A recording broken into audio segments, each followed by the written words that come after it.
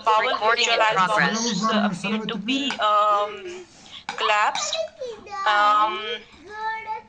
The spleen appears to be enlarged in size. The bowel loops, they appear to be collapsed. I'm looking at the large intestine, I'm looking at the urinary bladder, and the bladder wall appear to be thick, slightly thick walled. There is moderate gross amount of ascites appreciated.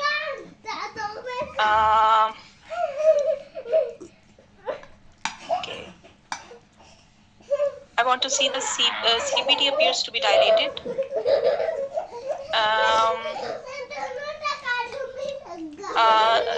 SM-SMV ratio is preserved. There is some stranding and there is also some air loculi appreciated. No, I think this is these air loculi are inside the small bowel loops. Some vascular collaterals are also noted at the hepatic hilum.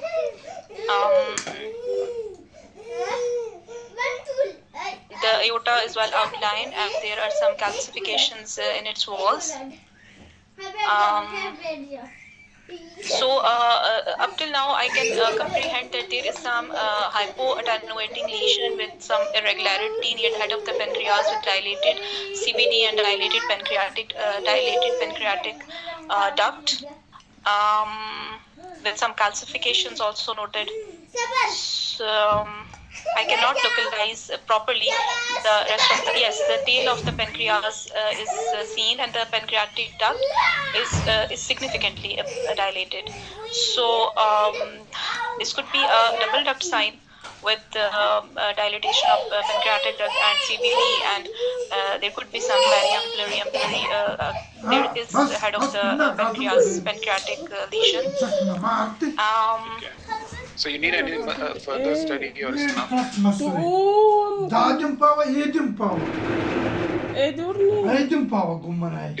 Sir, in such cases, we see the SMA involvement. Sir, MRI, MRCP, or like T2 weighted images or MRCP will also help. Yes, sir.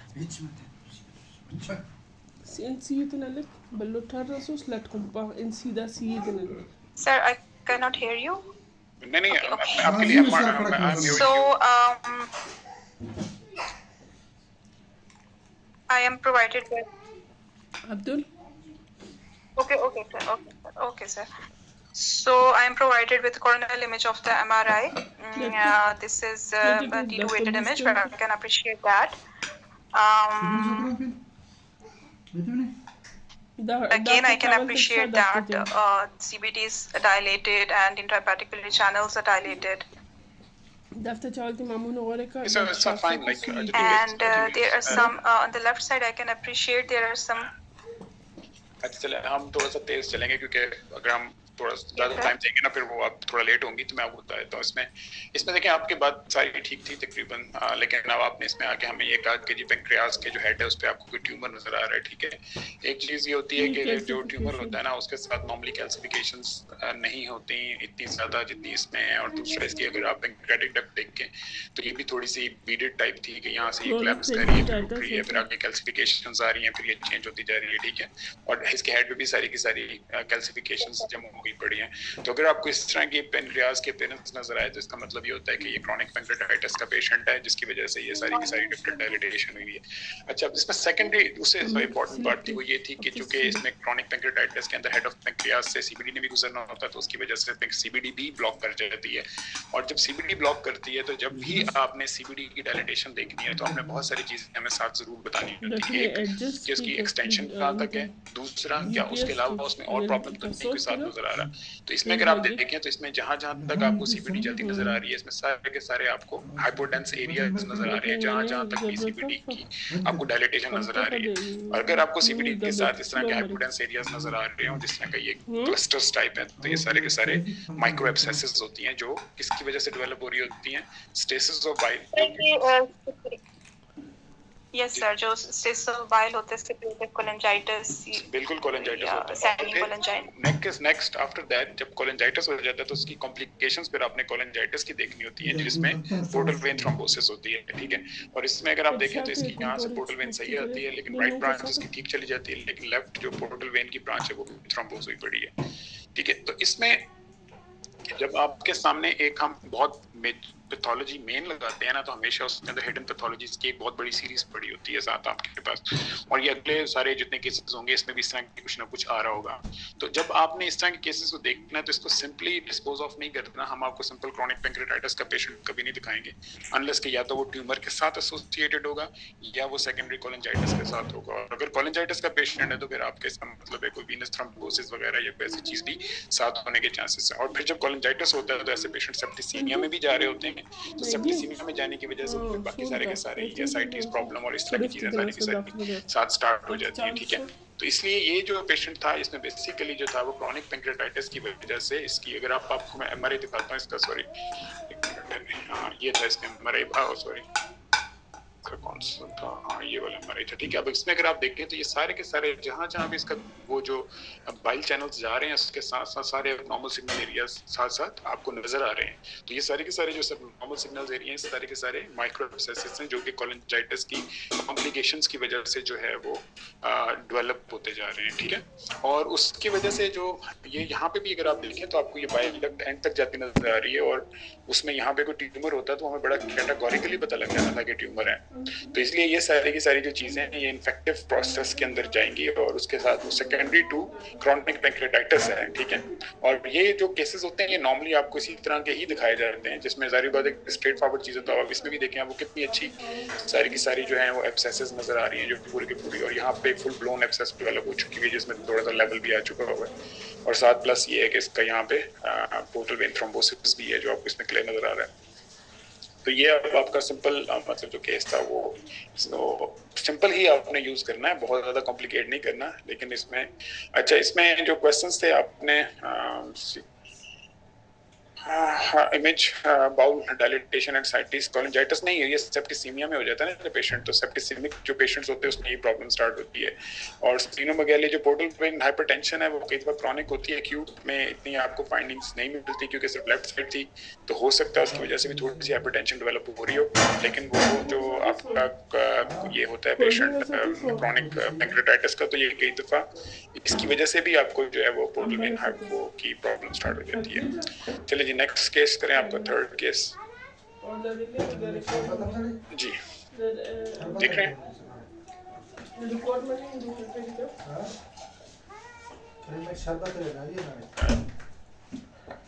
No sir अभी तो नहीं आया।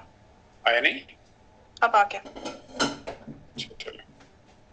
Yes, ji sir, yes sir. So this is the post-contrast CT chest and abdomen. ये इसका plane है, sorry मैं आपको बताता हूँ दोबारा, प्लेन ठीक है। Yes sir, this is plain study. Yes sir.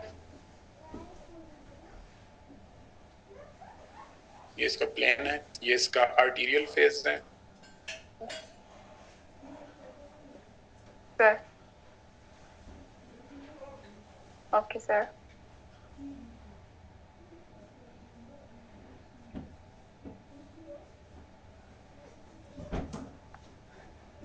ठीक है, और ये इसका वीनस फेस है। Yes sir. Okay sir. और फिर ये इसका blade face. Okay sir. Ji Sir, okay. So this is a triphasic CT liver where I can appreciate. Okay, can you show me arterial phase again? Okay, sir. So I can appreciate that the liver appears the liver shows signs of some marginal irregularity, and I can appreciate that there is a very large lesion appreciated in the right lobe of the liver, which is showing patchy areas of enhancement and arterial blush on arterial phase imaging. I can also appreciate that there is some adjacent lesions which are close to the large lesion in the right lobe as well as in the left lobe, which are taking enhancement on the arterial phase imaging, and there is also a small area of necrosis seen in this. On the window change, I can appreciate that these lesions are more prominent. And now I can appreciate, yes, sir, these are taking contrast. And there is new vascularization appreciated in these lesions. This is the portovenous phase where I can appreciate that there is some the enhancement pattern. There is slight decrease in the enhancement pattern on the delay. So this is delayed image. Yes. So on the delayed image, I can appreciate that there is. This is a portal venous. Sir, portovenous है portal. This is delayed. Yes, sir. उससे देख लिया करें ना आप. Sir, delayed में जो है. जी प्लीज सॉरी. जी सर. जी सर. ये delayed है. So sir, wash out दे रहा है और multifocal. Yes sir. और सर इसमें जो है वो portal vein compress हुई हुई है. Right branch of the portal vein appears to be compressed by this lesion.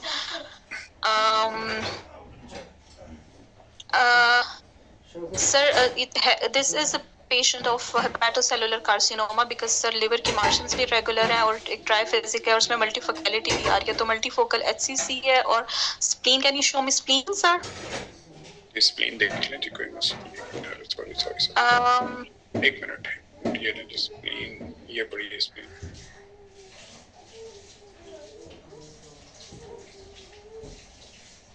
आ रही है नजर? ठीक है. Yes sir. यस सर, यहाँ पे कोलैटरल्स भी है स्प्लीनिक हाइलम के पास, लेकिन स्प्लीन का index subjectively it is subjective normal limits में लग रहा है. और उसके बाद जो है वो इस तरह के पेशेंट्स में हम लोग AFP लेवल्स कोरिलेशन करते हैं. HCC के अंदर बायोप्सी करने की ज़रूरत नहीं होती क्योंकि इसकी जो इमेजिंग है और AFP होते हैं उनकी डायग्नोस्टिक एक्यूरेसी होती है. और फिर हम लोग लाइरेट्स, इस तरह के केस में तो ये लाइरेट्स 5 में जाएगा क्योंकि इसमें टिपिकल फीचर्स आ रहे हैं और उसमें जो है ना वो नेक्रोसिस भी आ रहा है और उसमें जो है वो एनहांसमेंट भी है, वॉश आउट भी शो कर रहा है. और फिर हम लोग इसके ऊपर लाइलेट्स की कैटेगरी लगाते हैं. मल्टीडिसिप्लिनरी मीटिंग में हम लोग इसमें डिस्कशन करते हैं कि ये किस चीज़ के कैंडिडेट. अच्छा, अब देखिए, अब आपने बिल्कुल सही केस को अटेम्प्ट किया, लेकिन प्रॉब्लम क्या थी कि आपने जो इसकी इम्प्लीमेंटेशन है, जो फाइंडिंग्स की, उससे पहले आपने क्वेश्चंस नहीं पूछे जो आपको पूछने चाहिए थे.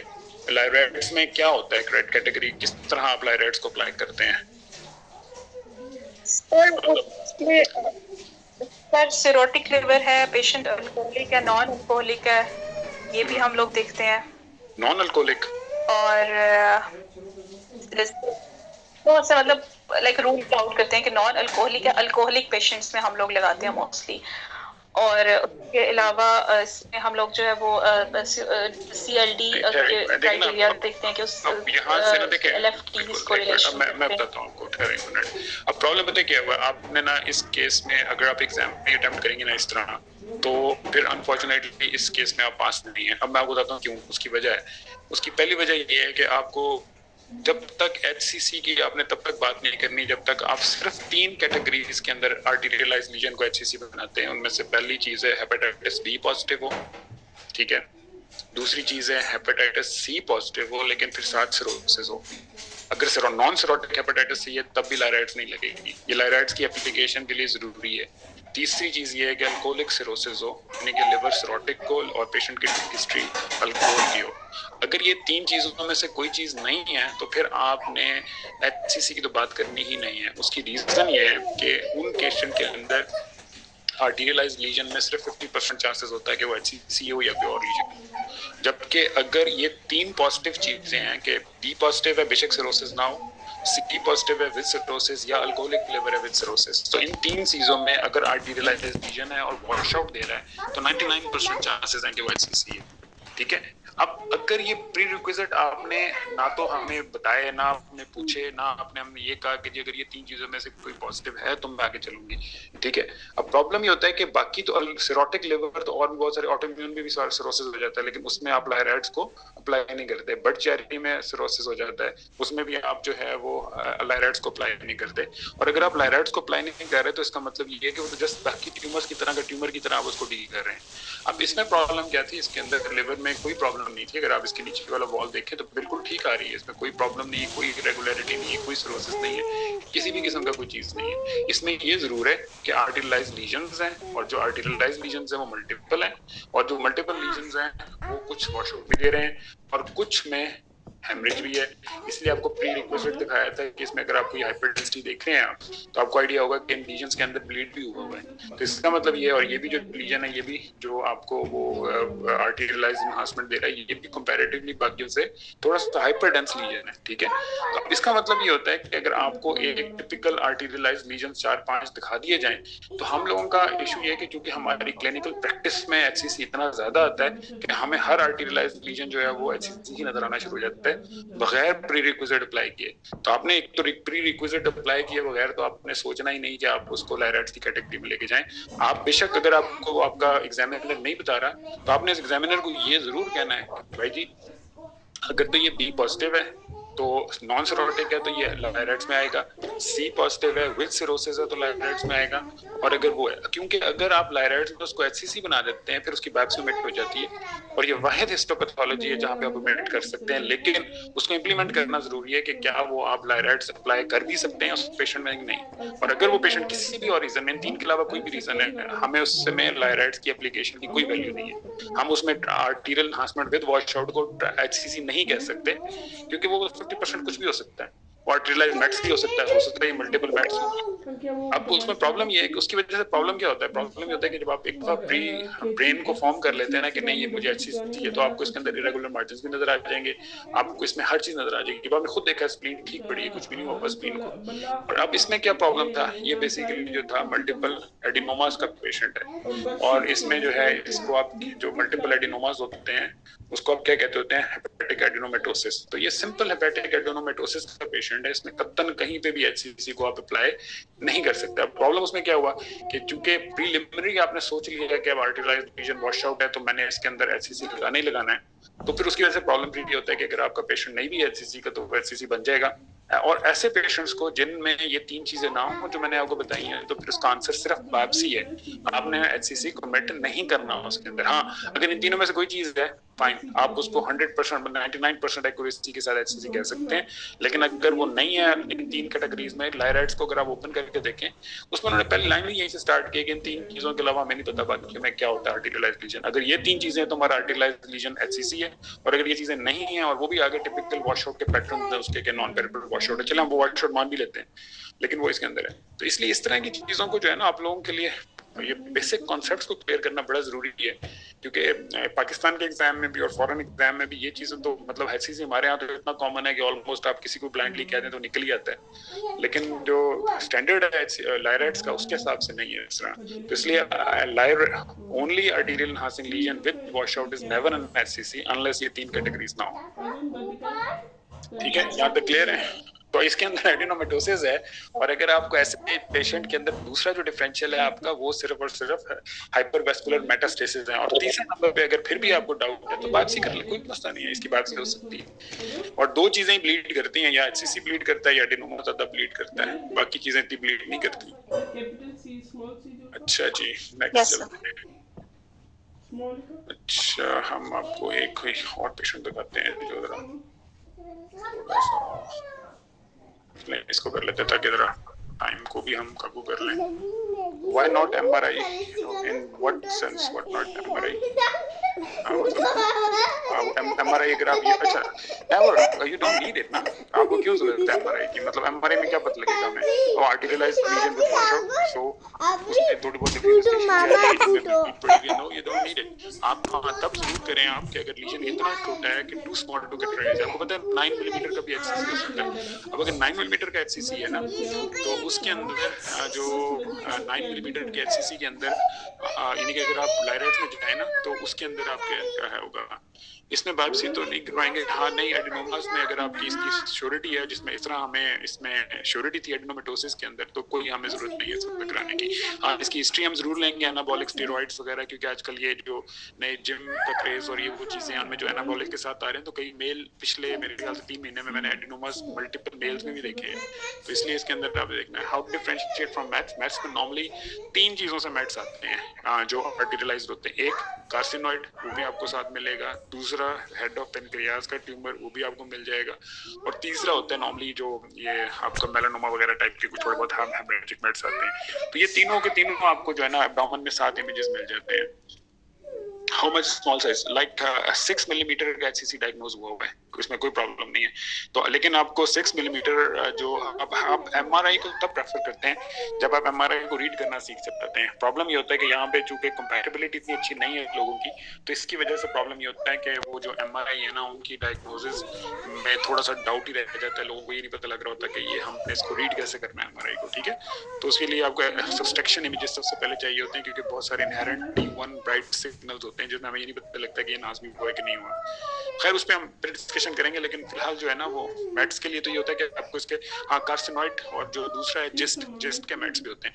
लेकिन नॉर्मली ये सारे के सारे ना अगर आपको इस तरह का मैट्स दिखाए जाएंगे ना, तो लीजन आपको एब्डोमेन में ही मिलेगा। अब इसमें हम चूंकि देख चुके थे ऊपर से नीचे तक, तो हमें कोई लीजन नहीं मिल रहा था। तो इसके अंदर अगर ये 3 चीजें नहीं है तो बहुत लेस लाइकली है कि आपको हाइपर यानी कि हाइपरवेस्कुलर मैट्स मिले।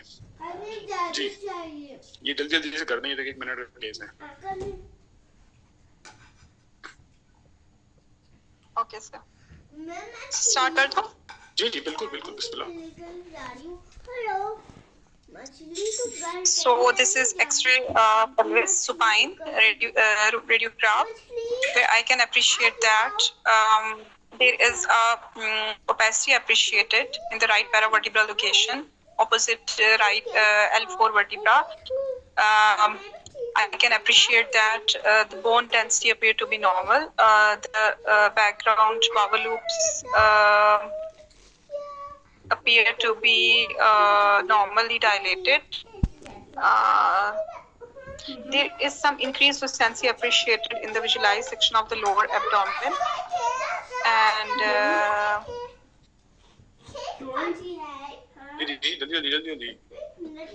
सर थोड़ी सी लुसेंसी आ रही है और एक जो है ना हाइपोडेंसिटी आ रही है राइट साइड पे, which is not conforming to the shape of any viscus. किसी विस्कस में नहीं है, बाउल लूप में हो सकती है, लेकिन उसके अलावा I can not appreciate any other pathology in the bones and in the pathology आपको जो मिल रही है आप उसके बारे में बता दें, क्या लगता है आपको? मेरी गाड़ी बड़ी सर अगर ये इस तरह की पैथोलॉजी इस तरह की सेक्टर लोकेशन ऑफ बाउल में इतना बड़ा स्टोन आ रहा हो, तो फिर मैं ऊपर भी देखूंगी कि इसको कहीं गॉल स्टोन आई पेशेंट तो नहीं है। नो सर, ये ऊपर मुझे राइट साइड पे जो एक लग रहा है दिस वन सर। हाँ हाँ ठीक है, बिल्कुल सही है। Yes sir. तो इसको आपका क्या ख्याल है, ये क्या है? हम एक और इमेज आपको दिखा देते हैं, आपको एक और इमेज दिखा देता हूँ मैं। ये आपको हमने निशान भी लगा दिए हैं जो सारे। इसमें ये सर इसमें जो है वो डायलेटेड बाउल लूप्स हैं और इस तरह की मल्टीपल लीजन्स, मल्टीपल ओपेसिटीज आ रही हैं। और उसके अलावा जो है वो एक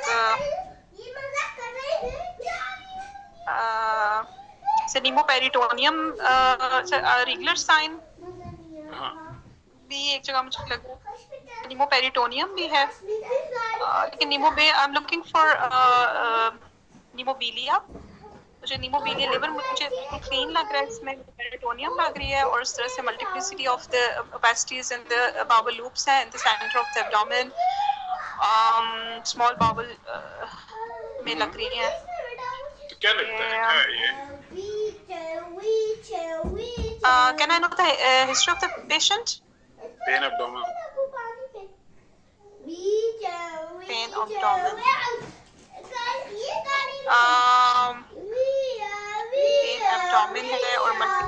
ओपेसिटीज आ रही हैं और इसके अलावा जो है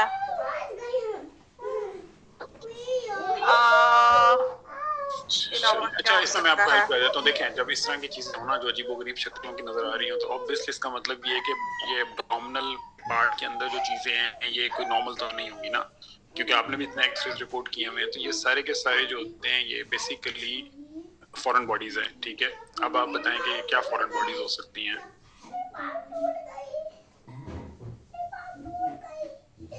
फॉरेन बॉडीज उसने कोई वो मेडिसिन खा ली होंगी, वो जो तो इस तरह की नहीं होती ना, स्मगलिंग के लिए यूज करते हैं स्मगलिंग के और लिए। लेकिन वो तो सर होते हैं ना, मोस्टली वो लार्ज पैक्स इंटेस्टाइन में होते होते हैं, हैं। वो पैक्स होते हैं, वो इस तरह की शक्ल नहीं होती उनकी। और ये बेसिकली जो होते हैं ना, जो पेशेंट्स होते हैं ना कुछ, वो ये को शार्प चीजें खाने का शौक होता है, जो ये शीशे के पीस खा रहे होते हैं बैठे हुए, और ये साइकेट्रिक पेशेंट्स होते हैं, और ये इसने ब्लेड के पार्ट लिए हुए हैं जो खाए हुए हैं इसने, और उसके वर्कअप के लिए आए हुए हैं। तो ये मकसद आपको दिखाने का, अगर आप इसमें देखें ना, तो आपको यहाँ पे एक ब्लेड नजर आएगा, एक ये थोड़ा सा ब्लेड है, ये ब्लेड है, और ये जो ब्लेड्स होते हैं ना, ये नॉर्मली होते हैं एल्यूमिनियम के ना। तो एल्यूमिनियम के जो ब्लेड्स होते हैं वो मेटल की तरह नहीं अटेन्यूएट करते हैं, आपको पता है कि वो इतना अटेन्यूएटिंग नहीं होता। तो जो ये एल्यूमिनियम पार्ट होता है, ये पूरा मेटल की तरह कई दफा एक्सरे पे नजर नहीं आ रहा होता, ठीक है, खासतौर पे जब बहुत थिन हो वो। तो इसमें ये जो चीजें हैं सारी की सारी, जिस तरह की ये नोक निकली हुई और ये सारे के सारे हैं इसी के जो एलॉय टाइप चीज होती है। और उसमें आपको ये आइडिया होना चाहिए कि काफी सारे जो साइकेट्रिक पेशेंट्स होते हैं वो इस तरह की चीजें कई बार खा लेते हैं, और स्पेशली मतलब उनको मतलब एक क्रेजी क्रेविंग टाइप चीज होती है, तो इसकी वजह से। और वो शीशा भी कई बार खा के आ जाते हैं, तो उसके अंदर कई बार आपको निमोपेरिटोनियम मिलता है, कई बार नहीं मिलता। तो ये जस्ट कुछ नहीं है, एक साइकेट्रिक पेशेंट है, और साइकेट्रिक पेशेंट जो है वो अपनी फॉरेन, और लेकिन आपका जो असल काम था वो था कि इसको फॉरेन बॉडीज को आइडेंटिफाई करना, इनको फॉरेन बॉडीज का नाम देना, और उसके बाद फिर आगे फर्दर वर्कअप आप सीटी से ऑब्वियसली अगर करवाना चाहें, या फिर वेट एंड सी कर लें कि हो सकता है ये निकल जाए जब यहाँ तक पहुंच गए बगैर कोई डैमेज किए हुए। तो ये है इसके अंदर, ठीक है। इस दिस न्यूमोपेरिटोनियम नहीं, ये जो अगर आपको नजर आ रहा है ना, ये सारा का सारा जो है वो फैट है, ठीक है, और इसमें न्यूमोपेरिटोनियम नहीं था, ये सारी की सारी फैट लेयर्स थी। तो इसके अंदर चेक किया था, इसके अंदर न्यूमोपेरिटोनियम नहीं था, ठीक है। अच्छा जी, आपके कितने हो गए? 4 हो गए, 5 हो गए? 5 पेशेंट है सबके। चलिए, ये भी साथ मिलता जुलता पेशेंट है, ये भी कर दें आप ही, ताकि आपके 5 पूरे हो जाएं। जी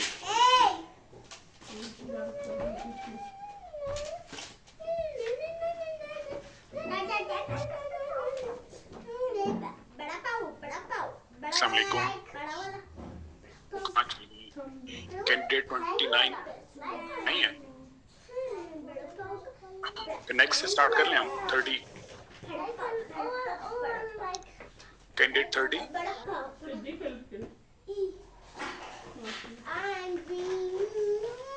कैंडिडेट 30 का है।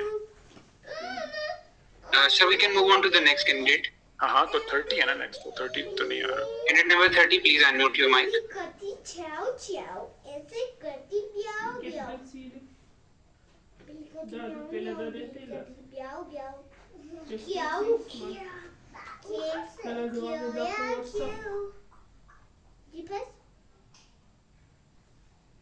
कैंडिडेट 30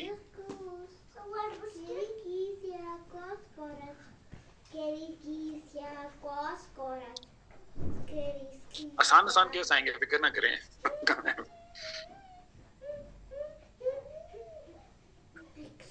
अच्छा, कैंडिडेट 29 आ गया, इनसे एक बस ये केस रह गया, ये भी पूरा करवा देते हैं। Candidate 29 Candidate number 29, please unmute your mic. Sorry sir, I lost my connection अभी। हाँ, बस ये एक पेशेंट है ये। I'm provided with I'm provided with supine radiographs of X-ray abdomen and pelvis. I can appreciate that. So their opacity is appreciated in the pelvic region. Very good. And there's some opacity is appreciated in the pelvis. and multiple calcifications are appreciated in the large intestine.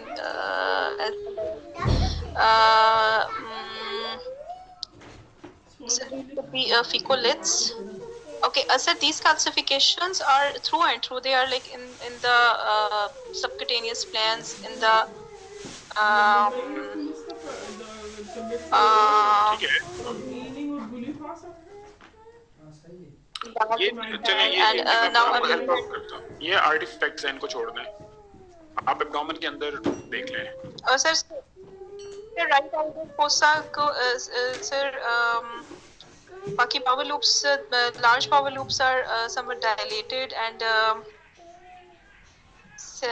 bones are normal.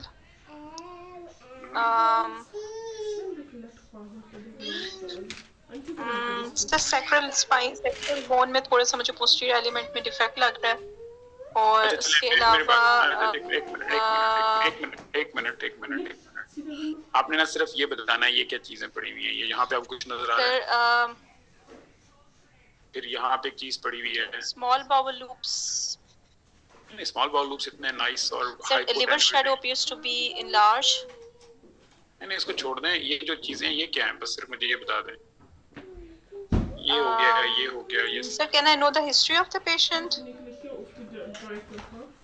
ये लें एक और आपको दिखा देता हूँ इसका scan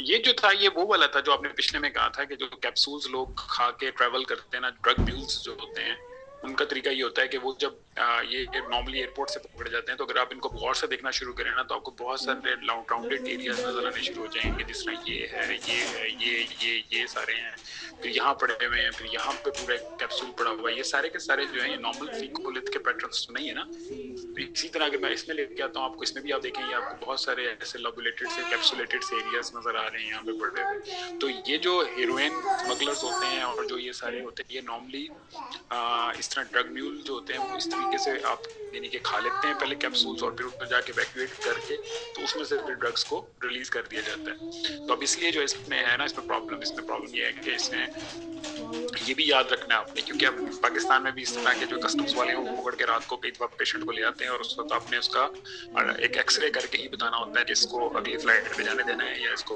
retain कर लेना है तो इसलिए आपका वो भी रेडियोलॉजिस्ट का काम होता है जो ऑन ड्यूटी होता है तो इसलिए आपने इसके अंदर जो है ये पूरे कैप्सूल और उसके बाद फिर क्या होता है फिर इनका सीटी होता है सीटी करके आप कैप्सूल काउंट करते हैं और फिर उस पेशेंट को डिटेंशन में रखा जाता है जब तक वो सारे कैप्सूल इवैक्यूएट करके पूरे नहीं आप रिकवर कर लेते हैं उसके बाद फिर वो उसके बाद वो कस्टम्स वाले उनको जो है वो आगे चार्ज करते हैं और बाकी सारा कुछ अपना वो बनाते हैं ठीक है चलेंगे ये तो आपके एग्जाम केसेस हैं ये तो कैप्सूल वाला तो ये तो कब मेरे ख्याल से कई दफा आ चुका हुआ आप लोगों के एग्जाम में अच्छा जी नेक्स्ट अब कैंडिडेट कौन है जी यस सर अस्सलाम वालेकुम जी वालेकुम सलाम शुरू करेंगे जी नेक्स्ट आपका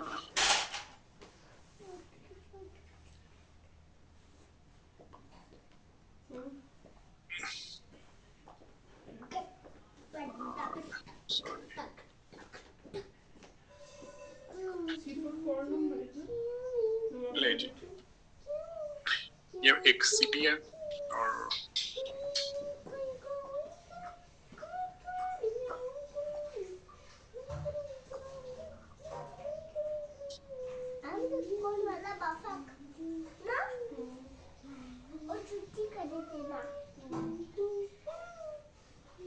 और देख रहे हैं ना आप yes sir Sir, this is the CT scan of the abdomen in the arterial phase. Here I can appreciate there is the liver appears to be enlarged in size and the spleen also appears to be enlarged in size. Multiple collaterals are appreciated within the splenic hilum and multiple lymph nodes are also noted within the para-aortic levels and there is the other well-defined soft tissue density area is seen in the aortocaval area and left kidney appears to be mal-rotated and there is mild ascites within the abdomen and there is also hypodense area is noted within the lower pole to the spleen multiple braces हैं sir,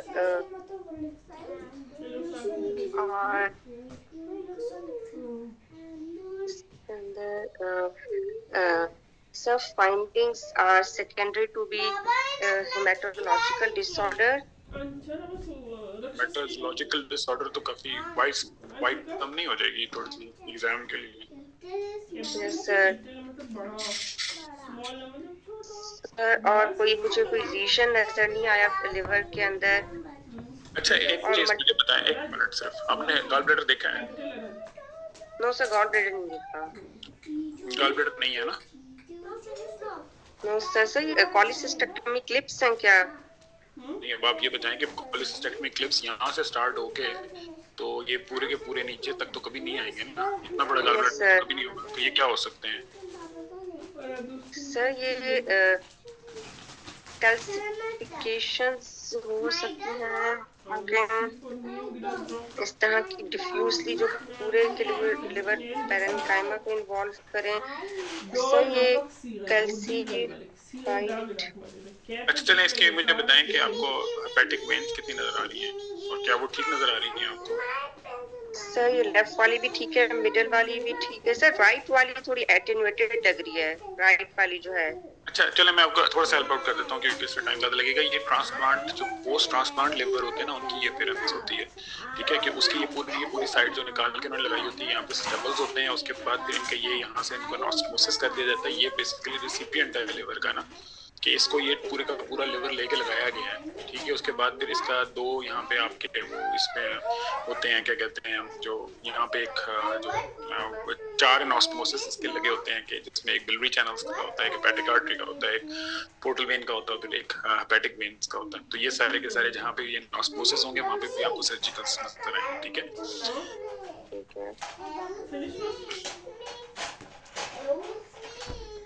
अच्छा इसमें एक second सिर्फ ना, ये जो chat वाले लोग हैं ना, ये काइंडली डायग्नोसिस भी लिखेंगे प्लीज, और क्योंकि इसकी वजह ये कि जिनको सेस किया जा रहा है ना, फिर वो सही तरह सेस नहीं होते, और जिनको मतलब डायग्नोसिस बताने का शौक है तो वो बिल्कुल एडमिनिस्ट्रेटर से रब्ता करें। उनको अगर वो इसके सेशन है तो अगली दफा उनको हॉट सीट पे बिठाया जाएगा और फिर उनसे जो है वो पूछा जाएगा, क्योंकि हॉट सीट पे जो इफेक्ट आता है ना, वो उसमें फिर आप उस वक्त पता लगता है।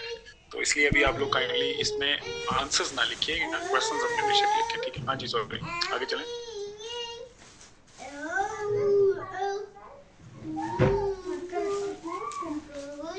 जी बताएं, कंक्लूड करते हैं। क्योंकि लिवर ट्रांसप्लांट बहुत ज्यादा हो रहा है पाकिस्तान में अब ना, इतने कम नहीं है ट्रांसप्लांट, और आपको पेशेंट दिखाए जाते हैं इसके। तो आपको तो सबसे पहले तो ये जल्दी से आइडेंटिफाई करना आना चाहिए कि अगर इस तरह सर्जिकल स्टेपल्स लगे हुए हैं तो इसका मतलब ये होता है कि ये कोई रेसिपिएंट है इसका जो ट्रांसप्लांट का, लिवर ट्रांसप्लांट का, ठीक है।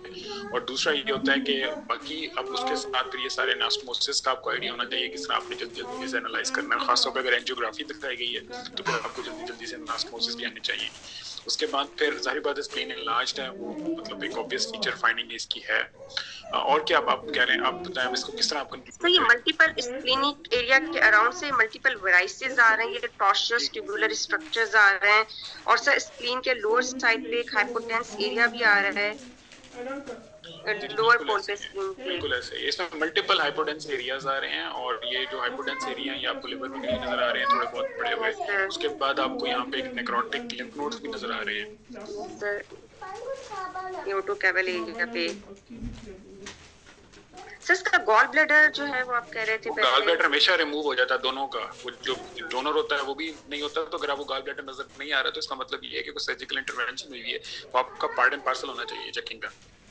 तो अब इसको किस तरह आप कंक्लूड करेंगे, जल्दी से बता दें। इसके बोन्स में भी है, अगर आप देखें ना इसमें सब बोन्स के अंदर मल्टीपल लिटिक एरियाज आ रहे हैं। तो ये किस चीज के इंडिकेट करते हैं? सर डिफ्यूज प्रोसेस है। नहीं डिफ्यूज तो है, लेकिन वो क्या कहते हैं उसको आप?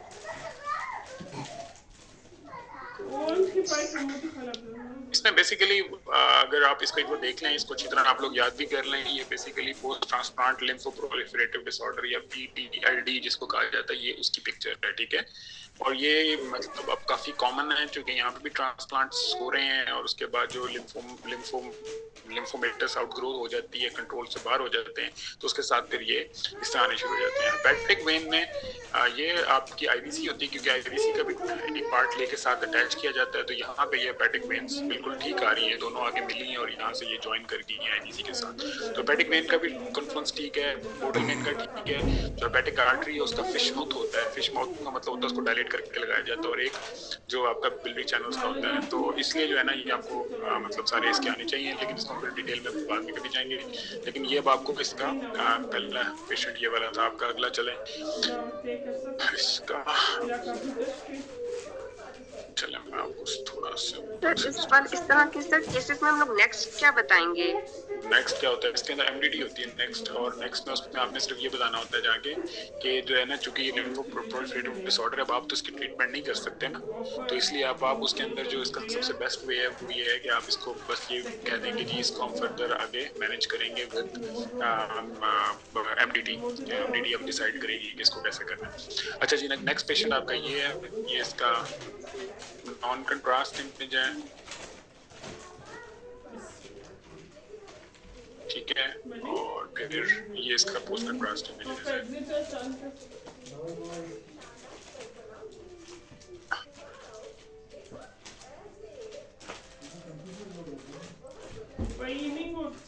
Sir, this is the CT scan of the abdomen. There is evidence of the moderate abdominal pelvic ascites is appreciated. Sir, pancreas वाला एरिया दोबारा लगाइएगा please.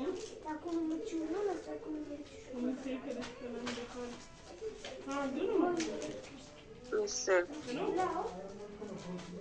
There is evidence of the heterogeneous area is seen within the mid of the abdomen containing the calcifications and the ascites, and there is the peritoneal thickening and the peritoneal nodularity is appreciated. जी जी, speed up करें, हमने जो है ना बहुत सारे cases निकाल लेते हैं वहाँ पे, बस आप एक सेकंड में बताएं क्या है आपका, क्या ख्याल है क्या चीज हो सकती है? सर ये पेनक्रियास तो पीछे एट्रोफिक पड़ा हुआ है ना, एट्रोफिक पेनक्रियास, ये पेनक्रियास के एंटीरियरली आ रही है कलेक्शन है, इसमें कैल्सिफिकेशंस भी है और उसमें एयर भी आ रही है और लॉक्यूलेटेड एसाइटिस भी हैं, और सर ये पेरिटोनियल नोड्यूल्स भी आ रहे हैं। बिल्कुल सही, वेरी गुड। और सर ये मेंटल का वो पेरिटोनियल कार्सिनोमेटोसिस भी हुआ है, ये पूरा पेरिटोनियल नोड्यूलैरिटी है, थिकनिंग है, ओमेंटल केक फॉर्मेशन हुई है,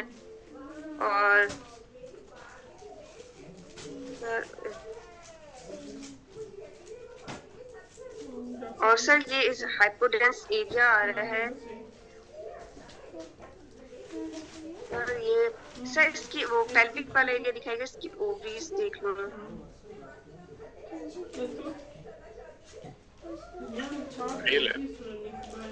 जमीन है तो अच्छा सर ये बहुत हेटेरोजेनस एरिया आ रहा है जो कि इन्वॉल्व कर रहा है इसका बायलैटरल इंक्वाइनल एरियाज को और स्क्रोटम को, तो सर ये तो उसके अंदर है ना, ये तो क्या कहते हैं पैराम्बलाइकल हर्निया है जिसके अंदर से सारा आगे एक्सप्रेड हुआ है, ठीक है, टोटल रीजन का नीचे होगा ना। यस सर, तो सर ये पूरा सर ये पेरिटोनियल कार्सिनोमेटोसिस है, लेकिन सेकेंडरी टू सर इसका स्टमक। चलो एक मिनट ये क्या है, ये जो स्ट्रक्चर है ये क्या यहाँ से ये इसोफेगस है, ये स्टमक है, स्टमक है। अब इस स्टमक को जस्ट सिंपल फॉलो करें, हमने कुछ नहीं करना अभी। स्टमक जा रहा है, ये स्टमक गया और ये स्टमक की पोस्टीरियर वॉल ही है ना। यस सर, ठीक है, तो इसका क्या मतलब है? तो ये पोस्टीरियर वॉल के अंदर एक लीजन है, हेटेरोजेनस एनहांसिंग कैल्सिफिकेशंस भी आ रही हैं, और ये उसने पूरा का पूरा जो है वो मोमेंटम को इन्वॉल्व करके पेरिटोनियल कार्सिनोमेटोसिस कर दिया है। तो नेक्स्ट हम लोग इसकी एंडोस्कोपी हिस्टोपैथोलॉजिकल कोरिलेशन एडवाइस करेंगे, और सर इसके चेस्ट विंडो भी दिखा दें to see the lung metastasis.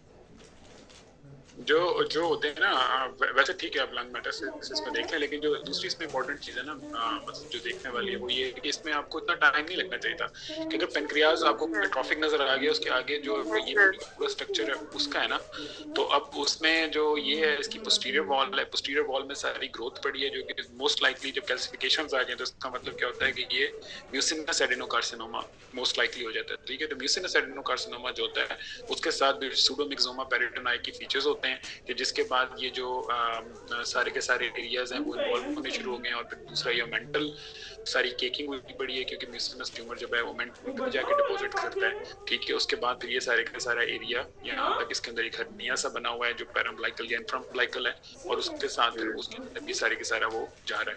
तो ये सिंपल, इसमें कुछ भी नहीं रॉकेट साइंस थी, इसमें सिर्फ ये था कि गैस्ट्रिक कार्सिनोमा है विद पेरिटोनियल स्प्रेड है और जिसमें उसने सूडोमिक्सोमा भी किया हुआ है।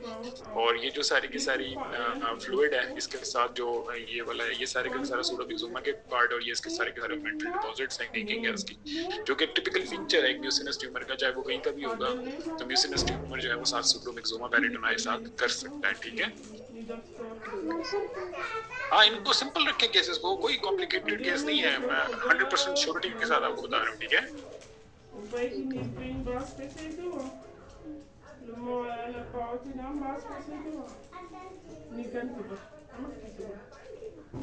चलें जी, ये इसका एक और सीटी आपके लिए।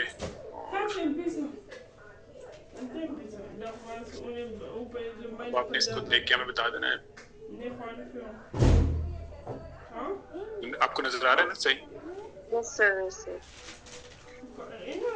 इसमें मल्टीपल इंट्राहेपेटिक डक्ट्स डायलेटेड हैं और गॉल ब्लैडर। चलिए मैं इसका पहले ना एक मिनट में आपको जल्दी से ना हमारे भी दिखा दूं ताकि आपको दोनों कोऑपरेट वो आप कोलैबोरेट कर लें दोनों फाइंडिंग्स को।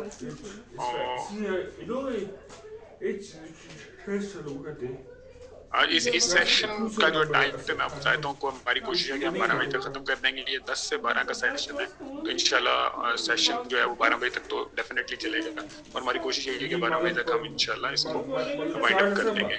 अच्छा ठीक है, ये अब इसका वो है MRCP की इमेजेस हैं। ठीक है, ये जल्दी से आप देख लें, ये सारे के सारे जो आप बता रहे हैं उसके हिसाब से आपको थोड़ा सा आइडिया हो जाए कि जो हेपेटिक चैनल्स आपकी क्या पोजीशन है। ठीक है, ठीक है सर, गॉल ब्लैडर ठीक है सर, पैंक्रियाटिक डक्ट डायलेटेड भी है और इसकी नोडुलर भी है। कहाँ से आपको नजर आ गई सर? ये तो कहाँ पे पैंक्रियाटिक डक्ट है? पैंक्रियास तो ये पड़ा है नीचे, ये सारे के सारे तो इंट्राहेपेटिक बिलियरी चैनल है ना। ठीक है सर, गॉल ब्लैडर ठीक है, उसमें कोई स्टोन नहीं है। ठीक है, वेरी गुड। सर उसके बाद CBD भी डायलेटेड है, प्रोमिनेंट है। नहीं CBD ये पड़ी है, कहाँ प्रोमिनेंट है? छोटी सी CBD है, ये पड़ी है छोटी सी CBD, ये CBD जा रही है बस। सर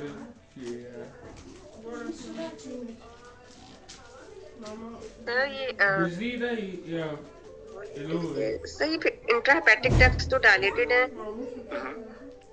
इसका क्या मतलब है? मतलब ऑब्स्ट्रक्शन का लेवल क्या होगा? सब पोर्टा हेपेटिस के लेवल पे ऑब्स्ट्रक्शन आ रही है। ठीक है, बिल्कुल सही बिल्कुल सही। अब आप इसको देखें, ये उसी का सीटी है। अब ये जो है दोनों साइडों से आ रही हैं और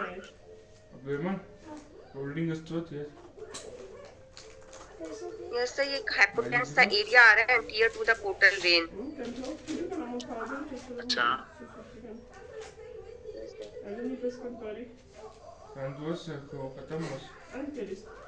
अच्छा, चलिए ये देखें अब आप इसमें वो इक्वल कट्स नहीं है लेकिन फिर भी आपको आइडिया हो रहा होगा कि यहाँ पे क्या नजर आ रहा है आपको। पोर्टा हेपेटिस के लेवल पे एक हाइपोटेंस का एरिया आ रहा है जिसने अपस्ट्रीम ऑब्स्ट्रक्शन की हुई है। ठीक है, वेरी गुड, सही है। तो और आगे डिस्टल CBD ठीक है, पैंक्रियास ठीक है, बाकी सारा कुछ ठीक है, तो आप इसको डायग्नोज को मतलब कंक्लूड करें। क्लैट स्किन ट्यूमर हो सकता है, क्लैट स्किन ट्यूमर। देखिए कोटा आप हेपेटाइटिस के लेवल बिल्कुल पे। सही, जब डायग्नोसिस होता है ना तो फिर क्वेश्चन में नहीं करना उसको, आपने इसमें कहा कि क्लैट स्किन हो सकता है, आप उसको डेफिनेट डायग्नोसिस देना कि आपको क्या लगता है क्या लाइकली चांस है। So overall findings are representing the neoplastic lesion with the diagnosis of the Clad skin tumor. ठीक है, सो वेरी गुड। हाँ बताएं बताएं, आगे चलें। सर उसके बाद सर मैं इसके बाद इसकी वो लिम्फ एडिनोपैथी देखूंगी, एब्डोमेन के अंदर कोई लिम्फ ये नोड्स तो देखें नहीं आ आपके रही। सामने है सारे स्कैन। सर ये कोई सिग्निफिकेंट लिम्फ एडिनोपैथी नहीं आ रही है विदिन ठीक है एब्डोमेन के अंदर। ठीक है सर, स्प्लीन भी नॉर्मल है, लेफ्ट किडनी भी नॉर्मल है। ठीक है, वो सारा कुछ नॉर्मल है, वो मेरी आप कीप माय वर्ड्स, आगे चलें। So now what how to proceed. MRC भी आपने देख लिया, आपको समझ आ गई, आगे चलें। सर इसको फिर मैं हिस्टोपैथोलॉजिकल कोरिलेशन एडवाइस करवाऊंगी और स्टेंटिंग। अच्छा, अब इसमें देखें, मैं सुनो यहाँ पे ना दो चीजें हैं, एक कि आपने इसकी हिस्टोपैथोलॉजी करनी कैसे है, और सेकंड कि क्या हिस्टोपैथोलॉजी पहले जरूरी है या कुछ और चीज जरूरी है इस पेशेंट के लिए। सर स्टेंटिंग करवाएंगे। अच्छा, अब उसमें सबसे ज्यादा इंपॉर्टेंट चीज है, अच्छा पहले तो मैं इनको मैथ्स दिखा दूं। मैथ्स जो है ना वो ये, अगर आप इसका हमेशा याद रखना है कि जो आपका दोनों साइडों की सीबीडीज आ रही है ना, मैं बड़ा कर देता हूँ आपको, ठीक है। देखिए ये दोनों साइडों की जो हेपेटिक डक्ट्स आ रही हैं, ये यहाँ से आके ये ज्वाइन होगी, ये कॉमन हेपेटिक डक्ट बनी। अब अगर आप इस जगह पे देखेंगे ना तो ये पूरे का पूरा एक एनहांसिंग एरिया स्टार्ट हो चुका हुआ है, ठीक है। यहाँ से ऊपर ये है, ये नीचे है, और जब मैं नीचे आता हूँ तो ये पूरे का पूरा एक एनहांसिंग एरिया आ रहा है जो कि आपको मैस की तरह नजर आ रहा है। उसके बाद नीचे आए तो ये बिल्कुल अक्लूड हो चुका हुआ है, ठीक है। अक्लूड होने के बाद फिर अब मैं थोड़ा आगे जाता हूँ तो फिर जाके ये सीबीडी दोबारा नजर आ जाती है। लेकिन अगर मैं सीबीडी को ऊपर ट्रेस करूँ तो ये जो जगह है यहाँ पे ये दोनों चैनल्स आके ब्लॉक हुए हैं, इनके साथ कभी भी इधर एनहांसिंग एरिया कोई नहीं होता होता, मतलब वो इनकी वॉल्स के अंदर अगर आपको इस तरह की थिकनिंग नजर आनी शुरू हो जाए जो कि मेजरेबल थिकनिंग हो, तो उसके अंदर आपके पास जो है ये जो सारे का सारा एरिया है, ये सारे का सारा ये इसकी ग्रोथ का एरिया है, और ये सारे का सारा ये भी और ये भी, ये सारे का सारा इसका ट्यूमर पड़ा हुआ है। तो ये मोस्ट लाइकली क्लैट स्किन है क्योंकि इसने दोनों साइडों को ब्लॉक किया हुआ है और इनकी उसके अंदर अभी डायलेट एक्सटेंशन नहीं है।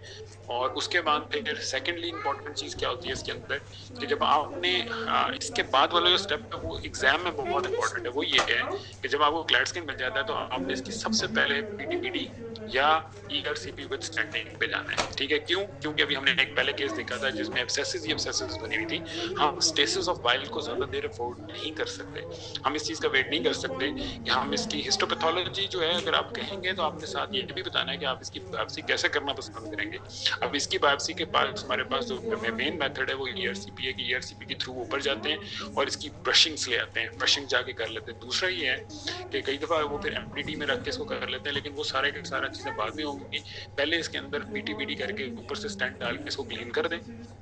उसके बाद फिर जो भी इनका बिल जाएगा वो करते रहेंगे, या ईआरसीपी या जो भी है, इन दोनों में से कोई एक ऑप्शन आपको लेनी पड़ती है। नॉर्मली जो इतना ऊपर लीजन होता है इसके अंदर पहले प्रेफरेंस ये दी जाती है कि पीटीपीडी कर दिया जाए, ऊपर से ड्रेन डाल दिया जाए ताकि जो इसका स्टेसिस है और जो इसकी कंडीशन है वो बेहतर हो जाए। उसके बाद फिर ईआरसीपी करके नीचे से वो प्लास्टिक स्टैंड या मेटालिक स्टैंड रखेंगे डिपेंडिंग के कितने अरसे के लिए इसको करना है।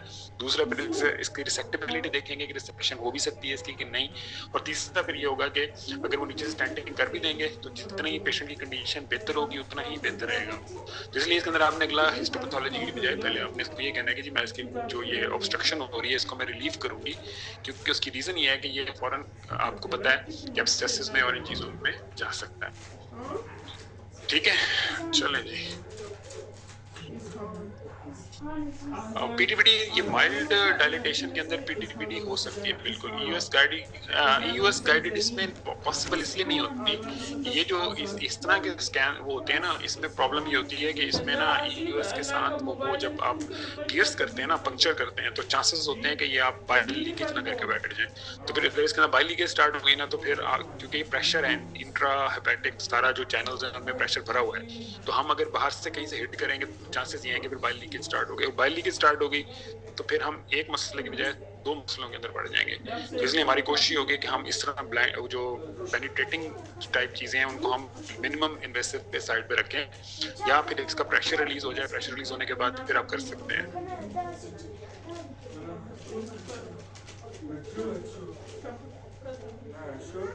ये परक्यूटेनियस जो है वो आपकी बिलरी ड्रेनेज होती है जो आप बाहर से डालते हैं, ठीक है, उसको पीटीपीडी कहते हैं, यानी कि परक्यूटेनियस ट्रांस मेरे ख्याल से कोई होती है इसमें।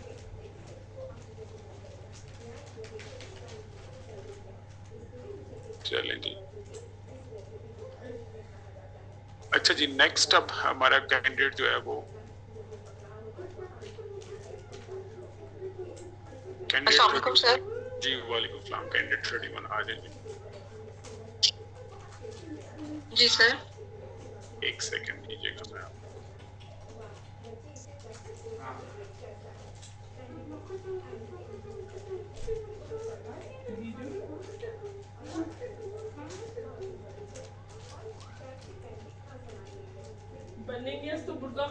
इसका डायग्नोसिस क्लैट स्कैन ट्यूमर था।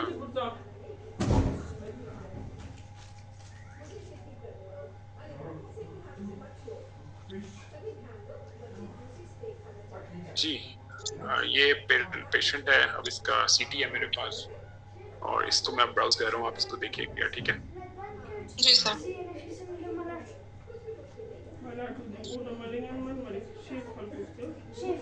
Contrast enhanced CT abdomen in the portovenous space shows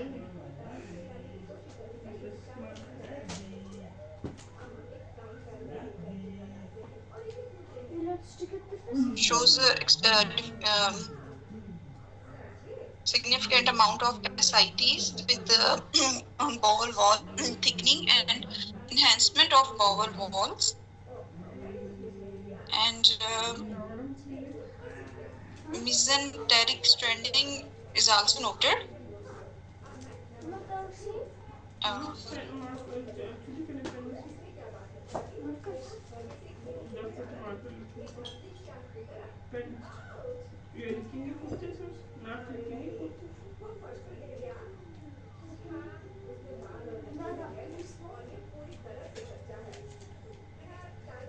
जी बताएं। Okay. There is significant amount of gross ascites है और clumped जो large bowel loops हैं वो enhancing walls हैं और thick walls हैं और have no obstruction और walls are smooth. Okay. मतलब it looks like कि वो उसके अंदर जैसे फैट इन्फिल्ट्रेशन हुई है, म्यूकोजा भी एनहांस कर रहा है और ये बाहर से वो सिरोजा भी है और दरमियान में वो रिंग्ड अपीयरेंस दे रहा है। जी जी। फैट इन्फिल्ट्रेशन हुई है और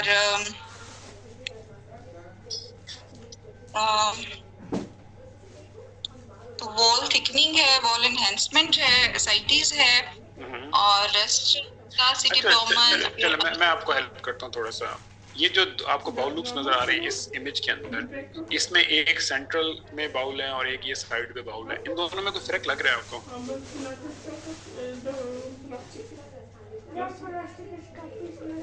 सर मार्क करें प्लीज, कौन से कह रहे हैं आप? ये जो दो साइड पे है और एक ये लॉन्गेटेड ये एक बताता हूँ आपको ना मैं, एक आप इसमें देखें ये बाउल, एक ये बाउल है, ये बाउल है, ये बाउल लूप्स है, इन सारे बाउल लूप्स और इसमें कोई फर्क है इन दोनों में आपको लग रहा?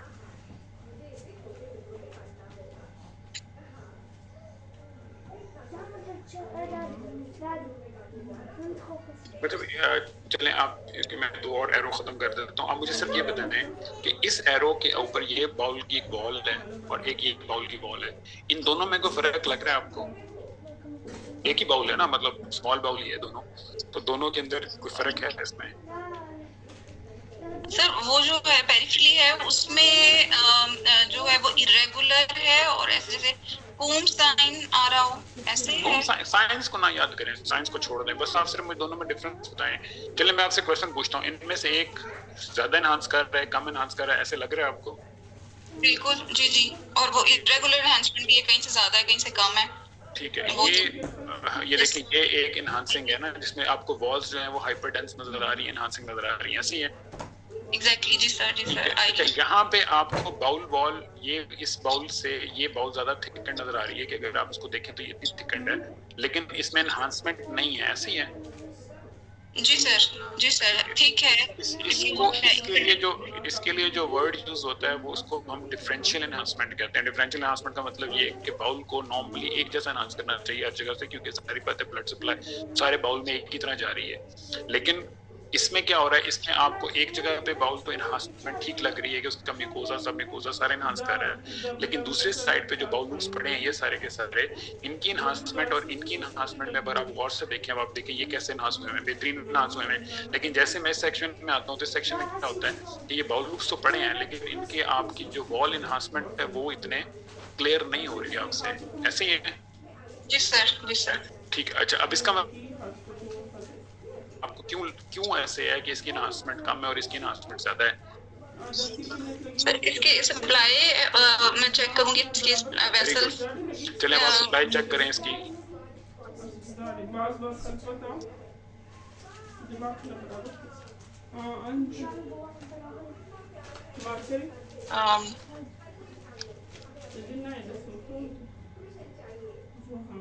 इस जगह पे आपको कोई चीज सस्पिशियस नजर आ रही है इस इमेज के अंदर?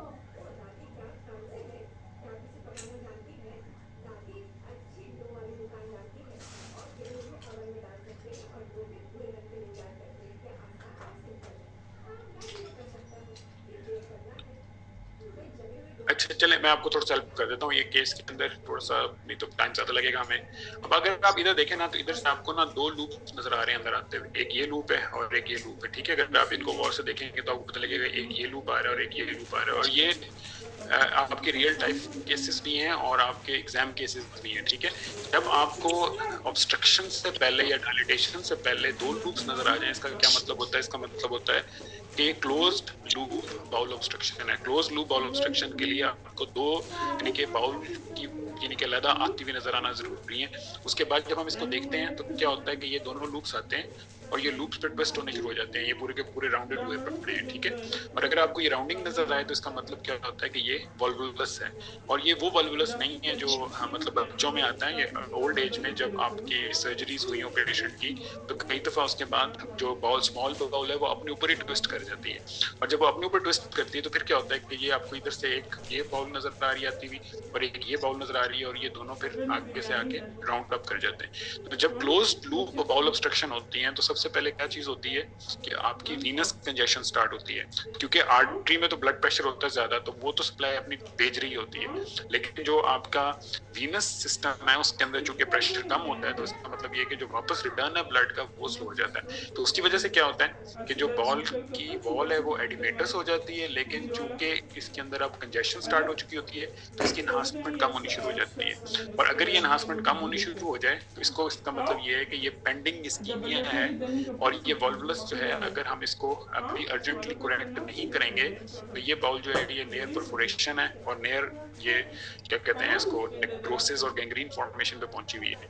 और इसको अगर तो भी हम इसको ओपन करवा के इसको रीट्विस्ट करके इसको ओपन कर देंगे और इसकी ब्लड सप्लाई जिस तरह टेस्टिकुलर टॉर्जन होती है, जिस तरह ओवेरियन टॉर्जन होती है, उसी तरह ये बाउल टॉर्जन होती है कि बाउल जो है वो अपने ऊपर ही ट्विस्ट कर गई, और ट्विस्ट होने की वजह से जो वेसल्स हैं वो ब्लॉक होनी शुरू हो गई, और ब्लॉक होने की वजह से जो है वो सारे का सारा एडीमा आ गया, और एडीमा आके भी जो है वो सारे का सारा हो जाएगा। अच्छा, इसमें वो कह रहे हैं कि वेसल्स की स्विरलिंग है, बिल्कुल है, लेकिन अगर आप यहाँ से देखें यहाँ से आपको थोड़ी सी नजर आती है स्विरलिंग, लेकिन हमारे लिए इसमें इंपॉर्टेंट जो है वो बाउल लूप्स का जो है वो आगे आना है। उस तरह उसके बाद जो है फिर अब आपके पास एक जो दूसरी चीज है वो सेकेंडरी क्या है कि इसमें आपके जो सारे का सारा है बाकी बाउल जो प्रॉक्सिमल बाउल है वो डायलेट हुई हुई है, और उसकी वजह से सारे का सारा प्रॉब्लम आ रहा है। तो इसमें ये bowel ischaemia with close loop bowel obstruction with ascites और बाकी सारे की सारी फाइंडिंग्स के साथ सेकेंडरी है जी। ये दोनों स्कीमिया है, इसमें मेसेंटेरिक स्कीमिया भी हो रहा है और बाउल स्कीमिया भी हो रहा है। मेसेंटेरिक स्कीमिया का मैं आपको इसके बाद दोबारा भी एक दो केसेस आएंगे जो स्कीमिया के आने हैं, उनमें मैं आपको सीधे एक्सप्लेन कर दूंगा, लेकिन फिलहाल ये जो है आपने इसको सिंपली जो है वो उसके लिए लेना है, ठीक है। न्यूमेटोसिस इंटेस्टाइनलिस जो होता है ना वो इसमें एक इम्पॉर्टेंट फाइंडिंग ये होती है कि जो अगर एयर है यानी कि नॉन डिपेंडेंट पार्ट में, यानी कि इस साइड पे। तो इसका मतलब ये है कि ये जो ऊपर वाली साइड पे है कि एयर ने ऊपर जाना है ना, तो अगर यहाँ पे है ना तो ये न्यूमेटोसिस को इंडिकेट नहीं करती। न्यूमेटोसिस तब होगा जब दूसरी साइड जो कि यानी कि जिधर एयर को नहीं होना चाहिए वहां पे आपको एयर नजर आनी शुरू हो। तो इसमें जितनी भी एयर नजर आ रही है ना वो आपको ऊपर वाली वॉल के नीचे नीचे नजर आ रही है, जो कि जो है वो इसमें बिल्कुल क्लियरली आपको पता लग रहा है कि ये एयर जो है ना ये वॉल के ल्यूमन के अंदर है, वॉल के अंदर नहीं है। जहाँ पे भी आप देखेंगे ये सारे के सारे। तो ये भी बड़ा इंपॉर्टेंट है कि आपको जो न्यूमेटोसिस इंटेस्टाइनलिस है उसकी यहाँ पे पता भी होना चाहिए कि किस तरह देखना है उसको। तो इसके अंदर नीचे वाली जो वॉल है उसके अंदर अगर एयर होती तो फिर हम उसको न्यूमेटोसिस इंटेस्टाइनलिस कहते हैं, लेकिन ये तो इंडिपेंडेंट पार्ट के अंदर है। क्लोज लूप जो है ना वो दो लूप्स आपको नजर आते हैं, ये देखें, ये दो, एक ये और एक ये, और फिर ये स्विरल होते हुए नीचे जा रहे हैं। ये सारे के सारे लाइफ थ्रेटनिंग केसेस हैं, और मतलब इनके लिए जो है ना ये क्या कहते हैं उसके अंदर आपके उसमें अच्छा चलें जी नेक्स्ट टाइम।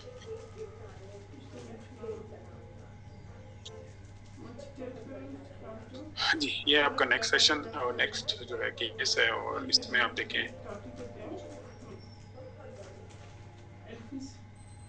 ये स्ट्रेट फॉरवर्ड सिंपल केस है, ठीक है। इसको आपने बिल्कुल कॉम्प्लिकेट नहीं करना, सिर्फ इसका सिंपल तरीके से इसको डिस्क्राइब करना है आपने, ठीक है।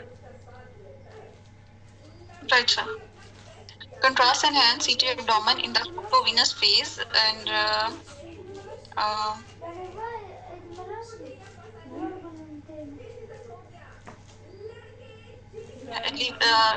liver appear normal, liver and spleen appear normal, kidneys are normally enhancing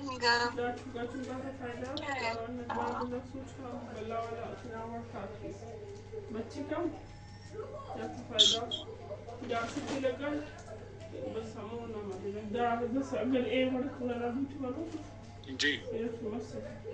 history बताएंगे सर? पेन एब्डोमेन,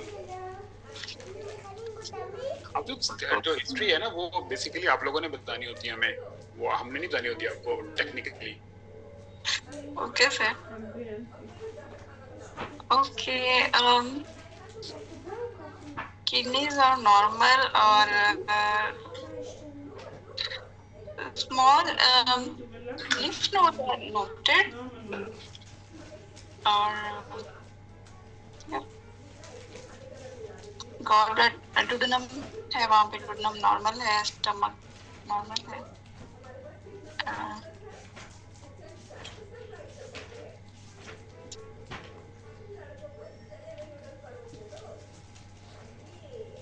अच्छा चलें, एक मिनट, आपको मैं दोबारा थोड़ा सा हिंट दे देता हूँ। यहाँ पे मसला लग रहा है आपको इस जगह पे? वेरिसेस है ये स्टमक के अराउंड, ट्यूबुलर एनहांसिंग। तसल्ली रखें ना आप, एक मिनट इसको छोड़ दें थोड़ी देर के लिए। आप इधर आए लिवर के ऊपर, लिवर में कोई प्रॉब्लम लग रही है आपको?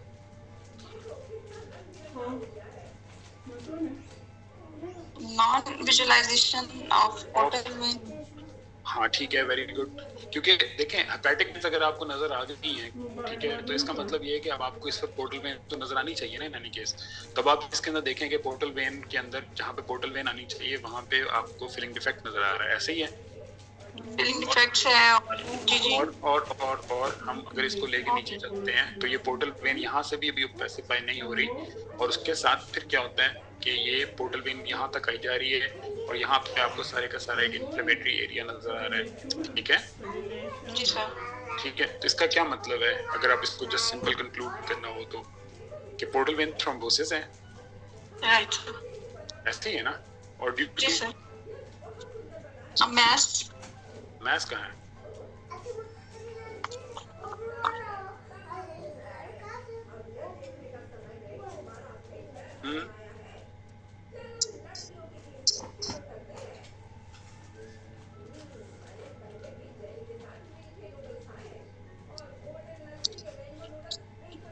इसमें मैथ्स तो कोई नहीं नजर आ रहा ना हमें, इसमें तो हमें क्या नजर आ रहा है, ये जो टोटल एक, ये कौन सी जगह है, इसको क्या कहते होते हैं?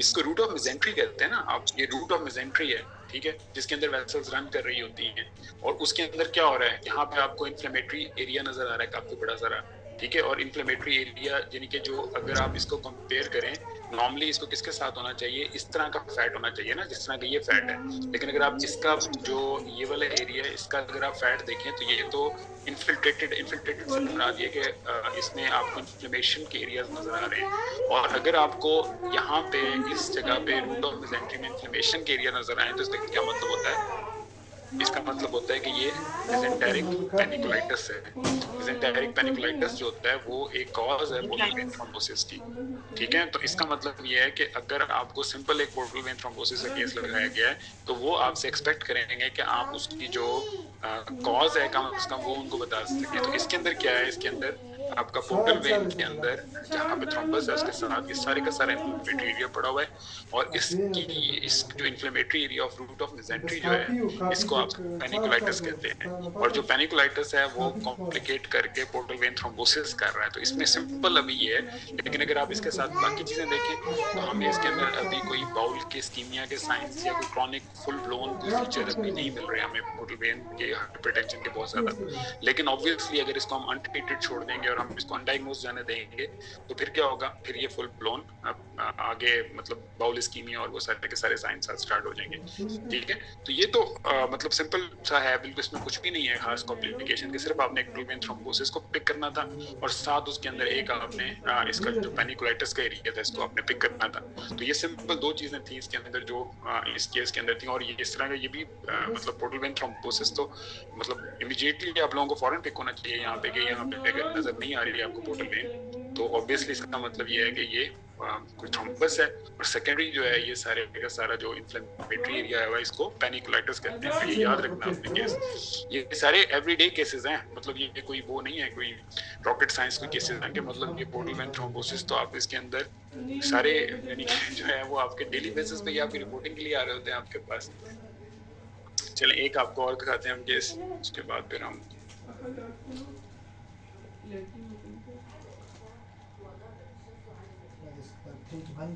केस जो है इसका पेनिकुलाइटिस और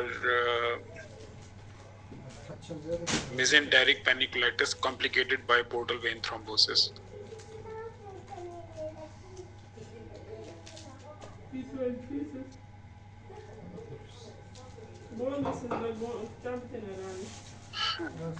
अच्छा जी, ये केस तसल्ली से देखना है, ठीक है, ये भी आपका एवरीडे प्रैक्टिस का केस है, कोई कॉम्प्लिकेटेड नहीं है, इसको बिल्कुल स्ट्रेट फॉरवर्ड आपने वो क्या कहते हैं कंप्लीट करना है, ठीक है, तसल्ली से देखना है आपने। हाँ जी देखें,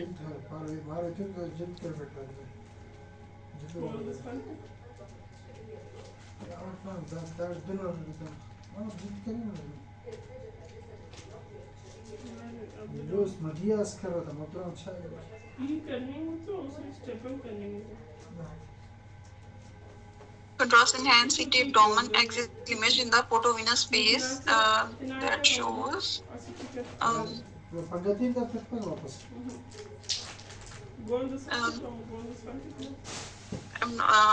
abnormal noted in the head of pancreas.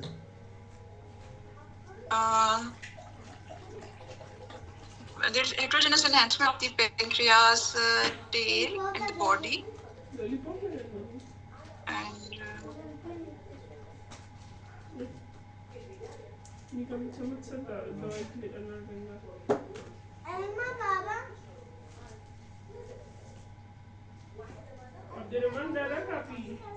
Ji no area of peripancreatic fat bending, and the liver पे लाइन दोबारा ये तो उस पे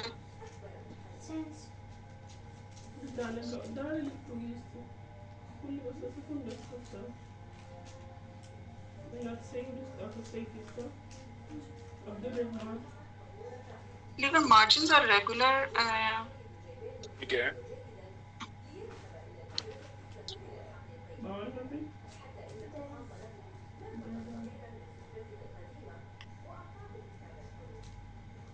तो ये लग रहा है सस्पिशियस, ये चलें आप अपने अपने चलें आप हमें आसानी से बताएं कि आप क्या फाइंड आउट करना चाह रही हैं इसमें।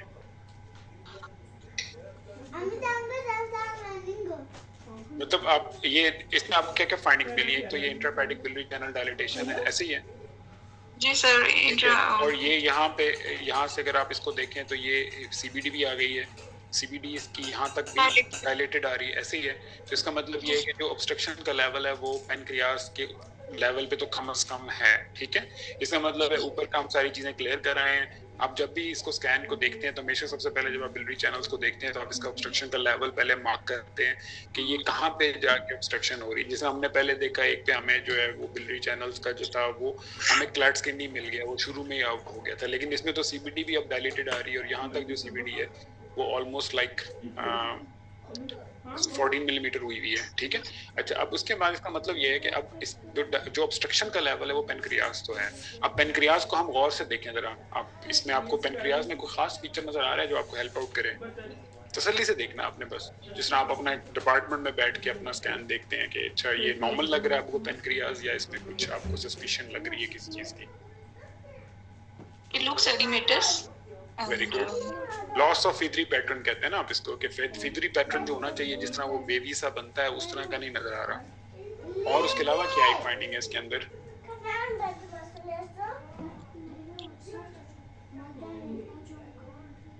Pancreatic duct तो नहीं नजर आ रही। नहीं पेनक्रियाटिक को छोड़ दें, पेनक्रियास के सिर्फ फीचर बताएं आपको। उसमें दो फीचर नजर आ रहे हैं जिसमें से एक फीचर ये है कि लॉस ऑफ फीदरी पैटर्न है और दूसरा एक और हमें साइन नजर आ रहा है इसके अंदर जो हमें हेल्प कर रहा है डायग्नोसिस की तरफ जाने में।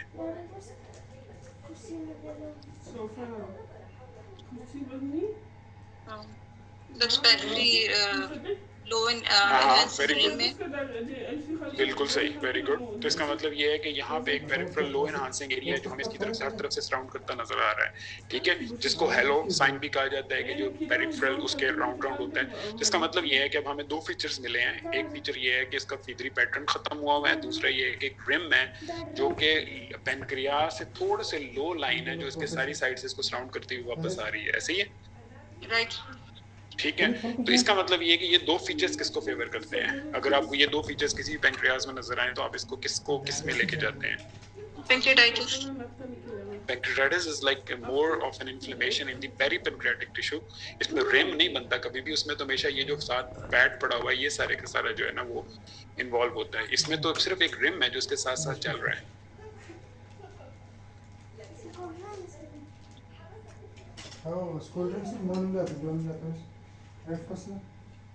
ये तो टेक्स्ट बुक्स में आपने बड़ा क्लियरली पढ़ा हुआ है कि अगर इस तरह का साइन नजर आए आपको और जिसमें एक रिम चल रहा हो तो इसके ये एक टिपिकल पैथोलॉजी के लिए इंडिकेटिव है, और वो क्या है?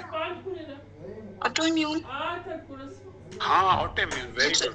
तो इसका मतलब ये है कि अगर आपको ये टिपिकल एक पिक्चर है जो आपकी ऑटोइम्यून की है और इसमें आपने इसको भूलना भी नहीं है, ठीक है, कि अगर आपको दरमियाने पेनक्रियास का फीदरी पैटर्न लॉस है और उसके बाद जो यहाँ पे इसके साथ पेरिफेरल एक रिम आ रहा है और ठीक है, ये जो सारे का सारा है ये इसका टिपिकल ऑटोइम्यून पेंक्रेटाइटिस का पेशेंट है। और जब ऑटोइम्यून पेंक्रेटाइटिस होता है उसके बाद इसमें अगर आपको इस तरह के लो एरियाज नजर आ रहे हो तो इसका क्या मतलब होता है? इसका मतलब ये होता है कि ये छोटी छोटी पेंक्रियाटिक सूडोसिस्ट्स बनी हुई हैं जो कि मुख्तलिफ, क्योंकि ये जो ऑटोइम्यून पेंक्रेटाइटिस है ये सिंगल एपिसोड तो नहीं होता, ये तो रिकरेंट होते रहते हैं, बार बार आते रहते हैं। तो उसके अंदर अगर ये बार बार आ रहे होते हैं तो कई दफ़ा ये इस तरह के छोटे छोटे सिस्टिक एरियाज डेवलप होने शुरू हो जाते हैं जो कि रिकरेंट पेंक्रेटाइटिस की वजह से होते हैं, ठीक है। तो इसके अंदर प्रॉब्लम क्या हो रहा है कि रिकरेंट पेंक्रेटाइटिस हो रहा है और उसकी वजह से जो जब ये पेंक्रेटाइटिस होता है तो जब ये स्वेल करेगा तो सीबीडी ने चूंकि इसके अंदर से गुजर के आगे क्रॉस करना है तो वो कई दफा ऑब्स्ट्रक्ट हो जाती है, तो आपको उसके साथ फिर intra and extrahepatic biliary channel dilatation भी नजर आनी शुरू हो जाती है। तो ये एक बिल्कुल मतलब आपका खासतौर पे इस पेंक्रियाज की पिक्चर को आप याद कर लें अच्छी तरह, और उसके बाद इसकी ये सिस्टिक एरियाज और डायलिटेशन और बाकी ये जो सारी की सारी है ये सारे के सारे एक दूसरे को हेल्प आउट करते हैं। और उसके अंदर क्या होता है कि IgG4 लेवल्स जो हैं वो आप करवाते हैं और फिर इसके साथ आगे मजीद एसोसिएटेड भी काफ़ी सारे डिजीजेज हैं जो हो सकते हैं IgG4 एंटीबॉडीज की वजह से। तो लेकिन इसके अंदर फिलहाल जो मेन आपने देखना है वो यही है, ठीक है। इंट्राहेपेटिक बिलियरी चैनल डायलिटेशन जो होती है ना, अब उसमें दो तरह की होती है। एक तो ये होता है कि आपकी कन्फ्लुएंट है, यानी कि जैसे चलती जा रही और ये यहाँ तक आ रही है, तो ये तो regular intrahepatic biliary channel dilatation है, ठीक है। उसके बाद इफ अगर आप इसको ये देखें, ये जो पूरे का पूरा है, अगर ये टॉर्चुअस होता ना, मतलब यहाँ से डायलेटेड था, फिर यहाँ पे स्ट्रक्चर आता, फिर डायलेटेड होता, फिर स्ट्रक्चर आता, फिर हम इसको कोलिंजाइटिस, ऑटो इम्यून कोलिंजाइटिस की तरफ लेके जाते हैं। लेकिन अगर ये कन्फ्लुएंट है और ये रेगुलरली डायलेटेड आ रहे हैं और ये सीबीडी तक क्लियरली डायलेटेड है, तो इसका मतलब ये है कि ये ऑब्स्ट्रक्शन है, ठीक है। और उसके बाद ड्यूडेनम इसकी ये है बड़ी हुई, ये अगर आप देखें ना तो ये एक ब्लैक लाइन है जो कि पेंक्रियास को और इस ड्यूडेनम के सेकंड पार्ट को वो कर रही है। लेकिन ऑब्वियसली इसमें थोड़ी सी इन्फ्लेमेटरी चेंजेस हैं और उसके साथ जो है वो आपको इस तरह नजर आना जाएगा, ठीक है। तो इसमें ये सिंपल आपने autoimmune pancreatitis with multiple cysts और वो pancreatic pseudocysts and now acute episode leading to obstruction of intrahepatic and extrahepatic biliary channels।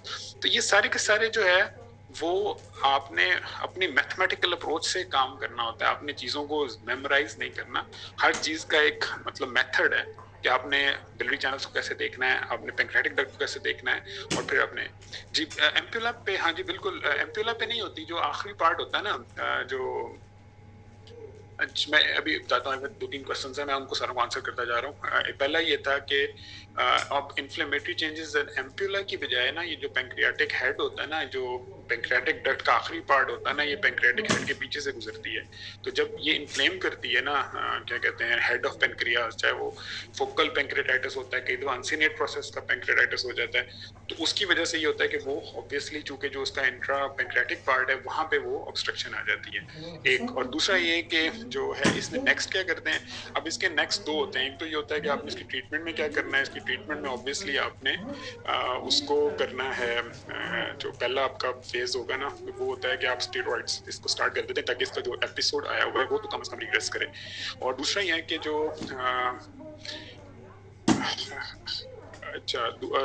अच्छा ये मैं 2-3 क्वेश्चन से मैं साथ साथ बता जा रहा हूँ, एक मिनट है। पेंक्रेटिक डक्ट डायलेटेड नहीं है, वो सुप्रोसिस्ट नहीं, ये पेंक्रेटिक डक्ट नहीं है बिल्कुल, ये सारी सुप्रोसिस्ट पड़ी हैं। तीसरा ये कि एपिसोड, एक्यूट एपिसोड आप किस स्टेज पे कह रहे हैं, बेसिकली ये जो हाइपो इनहांसिंग पूरा रिम आ जाता है ना, ये इसका बेसिकली वही एडिमेटस पार्ट होता है। और जब ये इसका एपिसोड खत्म हो जाएगा ऑटोइम्यून पेंक्रेटाइटिस का, तो उस वक्त फिर ये क्या होगा कि इसका फीवरी पैटर्न भी वापस आ जाता है और ये जो हाइपोटेन्यूएटिंग एक रिम होता है ये भी खत्म हो जाता है इसके अंदर। तो ये जो ऑटोइम्यून डिसऑर्डर है ना, जिस तरह मतलब आपके ये रूमेटिक क्या कहते हैं, रूमेटिक फीवर है या इस तरह की चीजें जो कि पोस्ट में अटैक्स में आती है, वो चीज ना आती है, फिर अगर आप उसको स्टेरॉइड से ट्रीट करते हैं फिर वो खत्म हो जाती है। जिस तरह ये रूमेटॉइड आर्थराइटिस है, ये भी एपिसोड्स में आता है, फिर एकदम से एक्यूट एपिसोड आता है, फिर उसके बाद आप उसको ट्रीट करते हैं, मेथोट्रेक्सेट वगैरह देते हैं, वो खत्म हो जाता है। तो इसी तरह इसके भी एपिसोड्स आते हैं और एपिसोड जब खत्म हो जाते हैं उसके बाद कुछ पेशेंट डिजीज फ्री रह जाता है, फिर उसके बाद दोबारा एपिसोड मतलब किस लेवल तक जाता है, ये हर सारी बात हर बंदे के अपना जो है ना रिस्पॉन्स और उसका पैटर्न होगा। अच्छा, इसके बाद इसमें जो है ट्रीटमेंट ऑब्वियसली करेंगे और बाकी ये होता है कि इसके अंदर आजकल तो बहुत अच्छी नई नई ट्रीटमेंट्स आई जा रही हैं और उससे फिर जो है वो चीज़ों को बेहतर करने की कोशिश करते हैं। चलें जी, नेक्स्ट कैंडिडेट आपका कौन सा आखिरी कैंडिडेट ताकि हम कैंप खत्म कर लें। 32। अस्सलाम वालेकुम सर। जी वालेकुम अस्सलाम।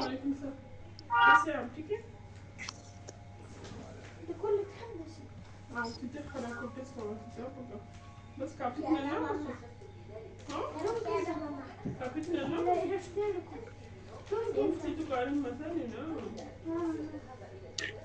ये इसका जो है ये अल्ट्रासाउंड की वजह से पहले ये देख लें आप। These are the lady scale ultrasound images in which I can see liver appears to be heterogeneous. Post texture of the liver is noted.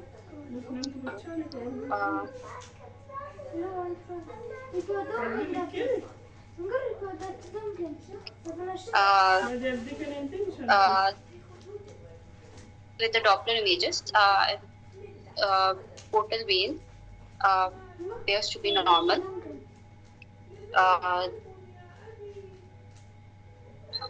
GB appears to be thick walled.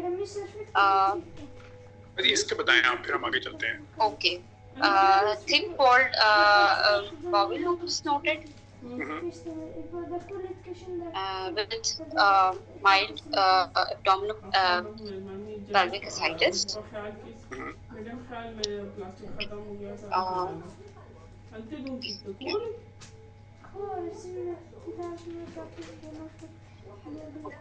This is the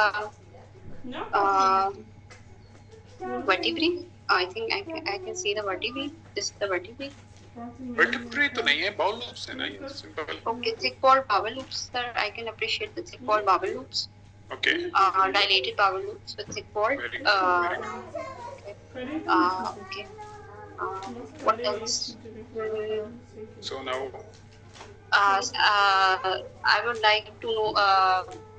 I would go for the CT scan, as the bowel loops are dilated, so there is likely any obstruction. ठीक है, तो अब आप क्या चाहती हैं, क्या करें हम आगे next? Further imaging is required, sir. In this case. Further imaging आप नहीं बतानी है क्या required है आपको? Sir, CT abdomen with oral contrast. ले जी, आ गया.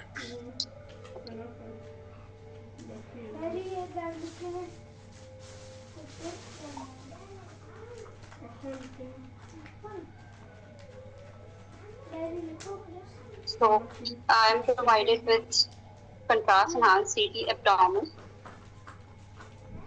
in the arterial phase. I can see dilated bowel loops noted with airflow levels. No evidence of any bowel wall thickening is noted. Okay. Liver, visualized liver in this section is normal. Gallbladder appears to be contracted. Kidneys appears to be normal.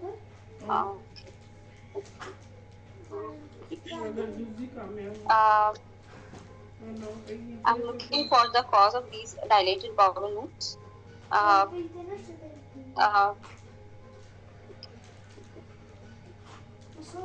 Mild free fluid is also noted in the abdominal pelvic cavity. Mild तो नहीं है, अच्छा खासा है, सारी side पे भरा हुआ है पानी. हाँ, the abdominal pelvic ascites is noted.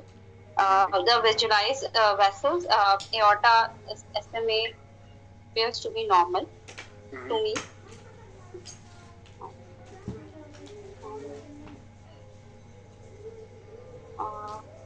चलें, इसको आपका कितने डायग्नोसिस दें, आपका ख्याल है कि क्या है प्रॉब्लम, जल्दी बता दें. सर, कोई ऑब्स्ट्रक्शन है? ऑब्स्ट्रक्शन होगी तो मेरी बात सुनो, ऑब्स्ट्रक्शन होगी तो रेक्टम में एयर और फ्लूइड नहीं आना चाहिए, ऐसे ही है ना, तो वो कोई ट्रांजिशन पॉइंट होना चाहिए ना. जी जी सर. इसका मतलब है कि कोई ट्रांजिशन पॉइंट नहीं है, पूरी की पूरी बाउल डायलेटेड है. ठीक है, एक आगे चलिए, दूसरी फाइंडिंग.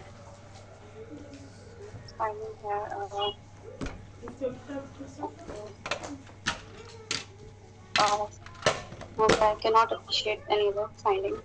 चलिए मैं आपको हेल्प करता हूँ. ये देखें, आप इसको देखें कि यहाँ पे दोनों साइडों पे आपको कुछ नजर आ रहा है. The liver, हाँ. Liver, the liver enlarged है और अच्छा. No sir, please. ये क्या है? Okay. ये These are the non-healed fractures. ठीक है, very good. Callus formation. Okay, good. तो आगे चलें फिर. I have look for the cause of any other fracture or trauma. I can also see bilateral pleural effusion, mild pleural effusion. ठीक है, और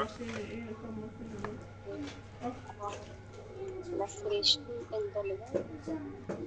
इसमें वैसे मैं बताता हूँ आपको ना, थोड़ी सी फ्री एयर भी पड़ी हुई है यहाँ पे, अगर आप देखें ना ये बाउल लूप से बाहर है एयर, ठीक है। अच्छा, इसका मतलब न्यूमोपेरिटोनियम है, मल्टीपल रिब फ्रैक्चर्स हैं, पूरी ग्रॉसली डायलेटेड बाउल है जो कि बगैर किसी ट्रांजिशन पॉइंट के है। उसके बाद जो फ्लूइड है वो भी हमने देखा था अल्ट्रासाउंड पे, डेब्रिनस सा था, ठीक है। और तो उसके बाद फिर अगर हम इधर गौर से देखें ना, तो हमें यहाँ पे जो इसका लेफ्ट लोब का है ना, ये पोस्टीरियर पार्ट, यहाँ पे भी एक छोटा सा ना एटेन्यूएटेड सा एरिया नजर आ रहा है। ये देखिए यहाँ से, हाँ ये इस तरह नहीं होता ना। So this all findings concludes towards what? Sequelae of trauma. Trauma. लेकिन ट्रॉमा अगर होता ना तो ये सारे फ्रैक्चर एक्यूट होने चाहिए थे ना, आपने हमें खुद बताया कि फॉर्मेशन है इसके अंदर। तो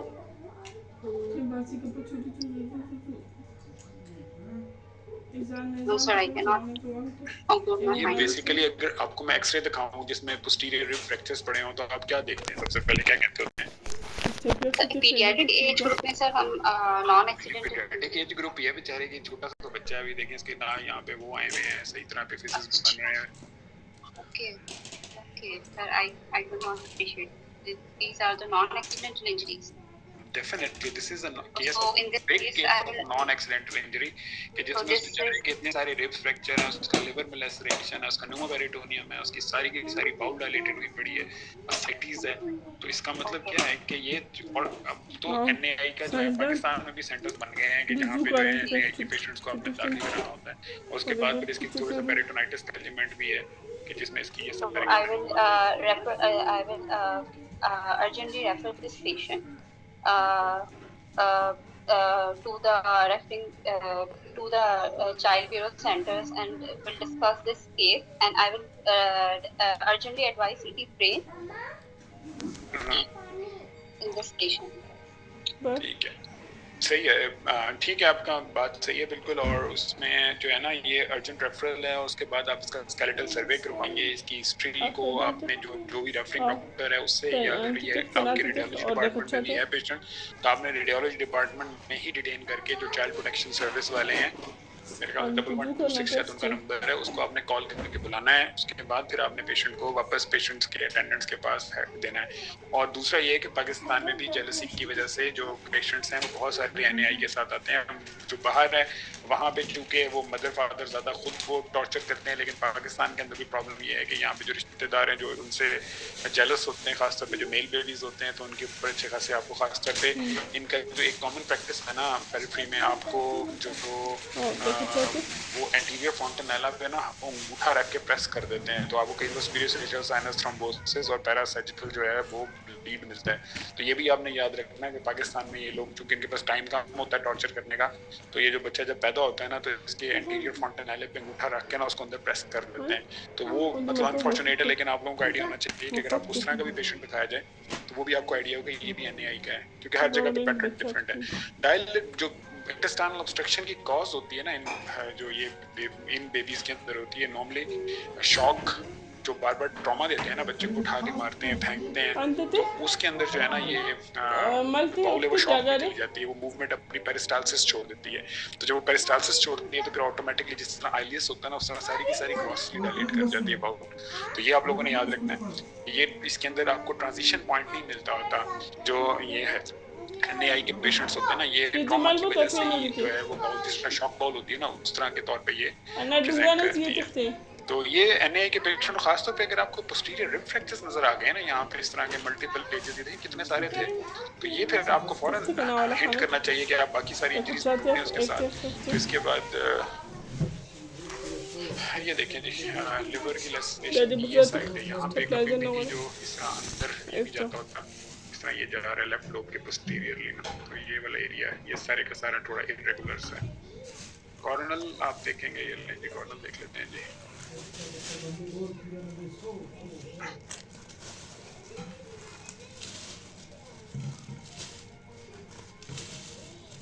जो थिकनिंग होती है ना बाउल के अंदर, वो नॉर्मली ब्लीड्स होते हैं जो बेचारे के ना अंदर इंटरनल ब्लीड हुए होते हैं, तो वो उसके साथ कई दफा वो प्रेजेंट कर जाता है।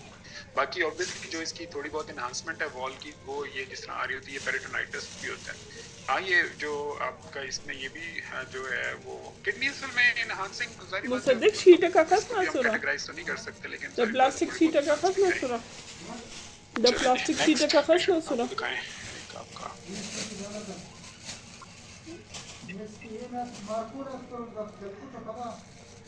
डॉक्टर अर्दी किताब बदल मरे कर दे बदल मरे ये जल्दी से करें ये तो Contrast last CT, chest and ये तो abdomen सस्ती कह रहे ना in the portovenous space.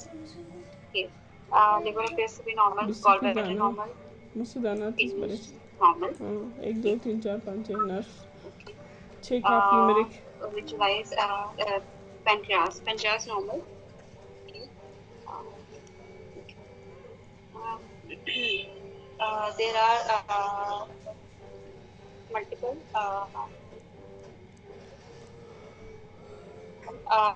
free fluid is noted in the abdominal pelvic cavity. This is a female patient. Okay. I can see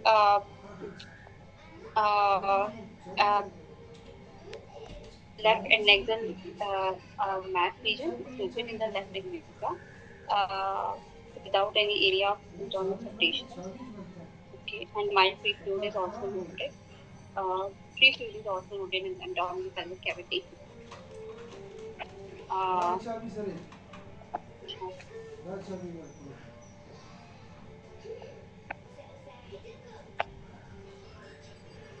Thickening of the bowel loops is also noted. Diffuse thickening of the bowel loops is noted. Okay, I'm looking for the vessels. Vessels appears to be unremarkable. No evidence of any filling defect noted within the vessels. Okay. अच्छा. चलिए इसको conclude करें हमें आसान उर्दू में बता देंगे क्या क्या आपको लगता है क्या क्या मसला है सर मुझे बाउल वॉल की थिकनिंग नजर आ रही है और predominantly the small bowel loops very good और फूड नजर आ रहा है एब्डोमिनल पेल्विक कैविटी में ओके ये सर मुझे अब मैं जो है ना कॉज ढूंढना चाह रही हूँ कि ये थिकनिंग क्यों है तो मुझे जो है वेसिकल्स नॉर्मल लग रही है सर मतलब कोई मुझे फिलिंग डिफेक्ट नजर नहीं आ रहा अप टू नाउ अच्छा और मुझे कोई ये लेफ्ट एडनेक्सा में this is a female patient तो मुझे ये लेफ्ट एडनेक्सा में एक हाइपोटेंस रीजन नजर आ रहा है और विद पेरिफेरल एनहांसिंग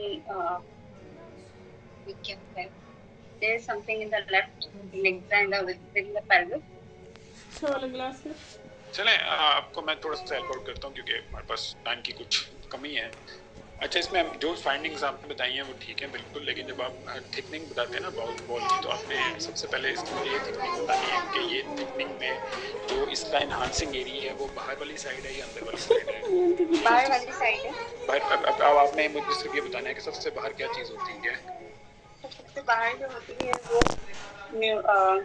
वो मिकोसा होती है नहीं मिकोसा तो अंदर होगी ना वो तो सिरोजा के साथ मिकोसा होगी सिरोजा ठीक है तो सिरोजा जो एक इसका मतलब ये है कि अब इसके दो हमने इसके ना मसलों को जल्दी से निकालना है वो ये करना है कि इसका सिरोजा एनहांसिंग है ठीक है पहली चीज सिरोजल एनहांसमेंट है फिर इसके बाद इसके अंदर पेरिटोनियम थिकंड है ये आपको नजर आ रही है पेरिटोनियम ये जो लाइन जा रही है ये कभी भी नजर नहीं आनी चाहिए आपको ठीक है तो अगर आपको पेरिटोनियम नजर आ रही है तो इसका क्या मतलब है पेरिटोनाइटिस पेरिटोनाइटिस इसका मतलब है पहली चीज हमने पेरिटोनाइटिस ढूंढा दूसरी हमने सिरोजल एनहांसमेंट ढूंढी तीसरी हमने ये जो ओमेंटम होता है आगे पड़ा हुआ ये भी सारे का सारा थिकंड है ओमेंटल थिकनिंग भी है ठीक है या ओमेंटल केकिंग भी हुई है उसके बाद फिर आगे हम चलते हैं नीचे आते हैं तो हमें यहाँ पे स्प्लीन अपने का नॉर्मल है नॉर्मल तो नहीं लग रही हमें तो यहाँ पे बहुत सारे हाइपोइक एरियाज नजर आ रहे हैं जो कि पूरी स्प्लीन को इसमें भरे हुए हैं ठीक है आपने फाइंडिंग ये भी देख ली उसके बाद हमने देखा कि ये करने के बाद आप नीचे आए थे तो मैं नीचे आपको बार बार ये दिखाना चाह रहा था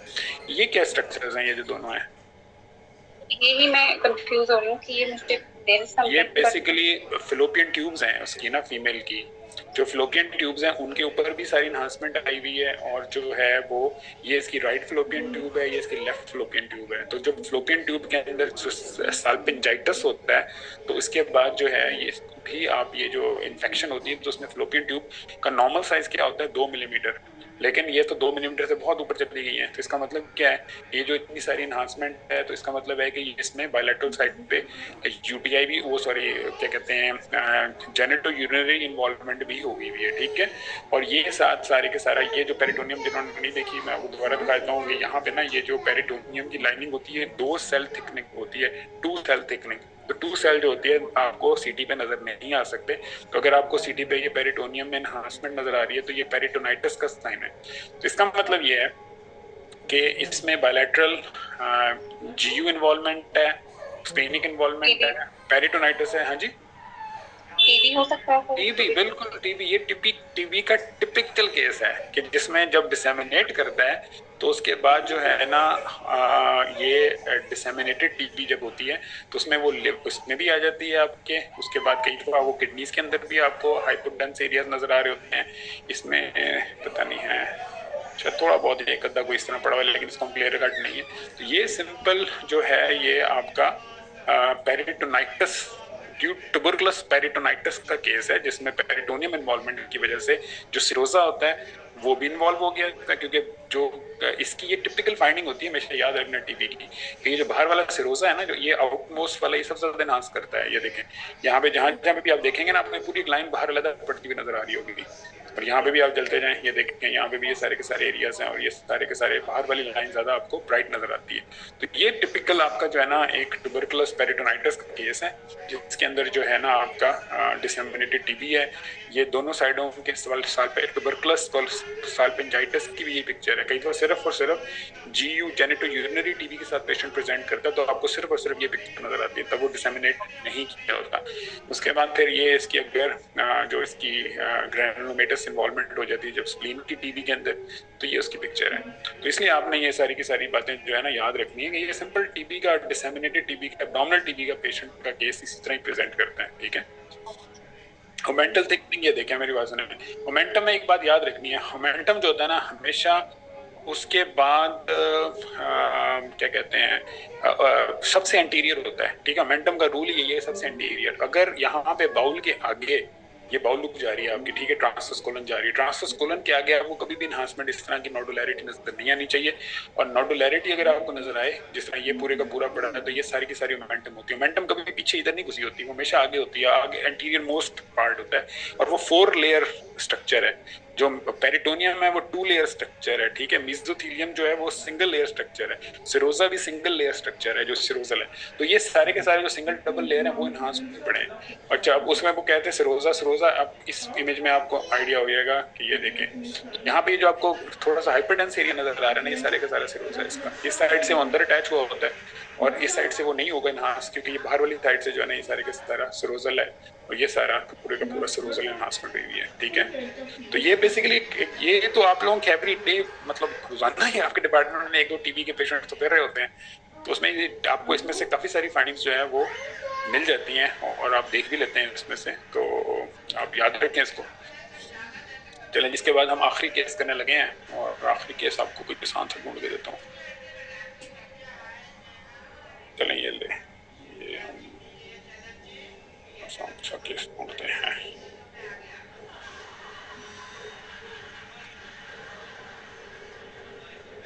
डीडी इसमें ना डीडी पूछ रही है, डीडी इन्फ्लेमेटरी इज नथिंग, क्या इन्फ्लेमेटरी आप बताएं, कौन सा ऐसा इन्फ्लेमेशन होगा जिसमें सिरोजा भी इन्हांस करेगा, साल्पिंजाइटिस भी होगा और वो भी होगा? वो कुछ नहीं होगा सर। इसकी डीडी में अगर होती ना तो हमारी ओवेरियन मैलिग्नेंसी आ सकती थी। ओवेरियन मैलिग्नेंसी कई बार स्टार्ट करती है, स्कीमिक भी इस तरह नहीं करता था कभी भी।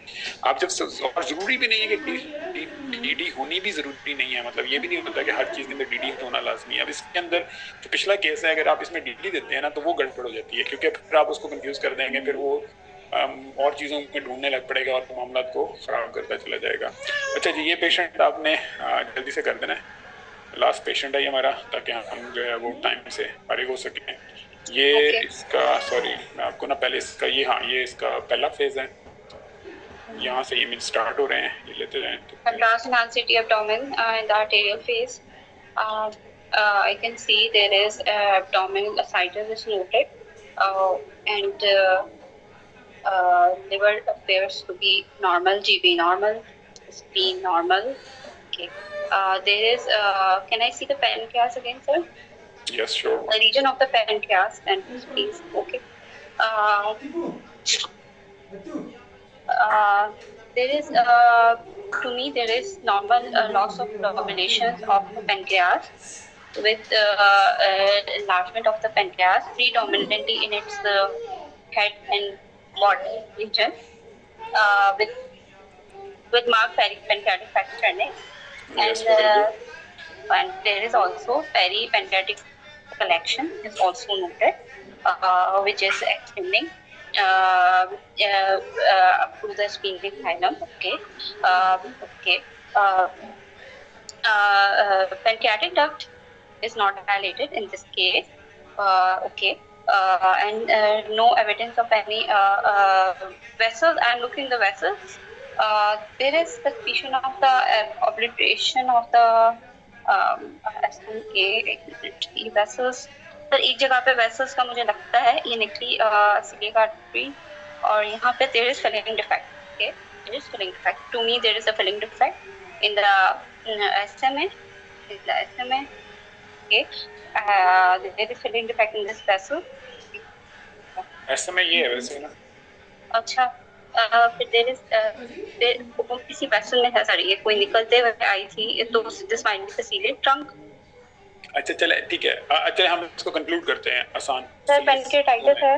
वेरी गुड पेंक्रेटाइटिस बिल्कुल ठीक है आपकी बात. और सेवेरिटी इंडेक्स देते हैं सर उसके अंदर हम और ऊपर हम देंगे तो उसके अंदर पेंक्रियाटिक सीटी सेवेरिटी इंडेक्स में सर अगर पेंक्रियाटिक इन्फ्लेमेशन और कलेक्शन वगैरह हो गई तो ये 4 तक आ गया.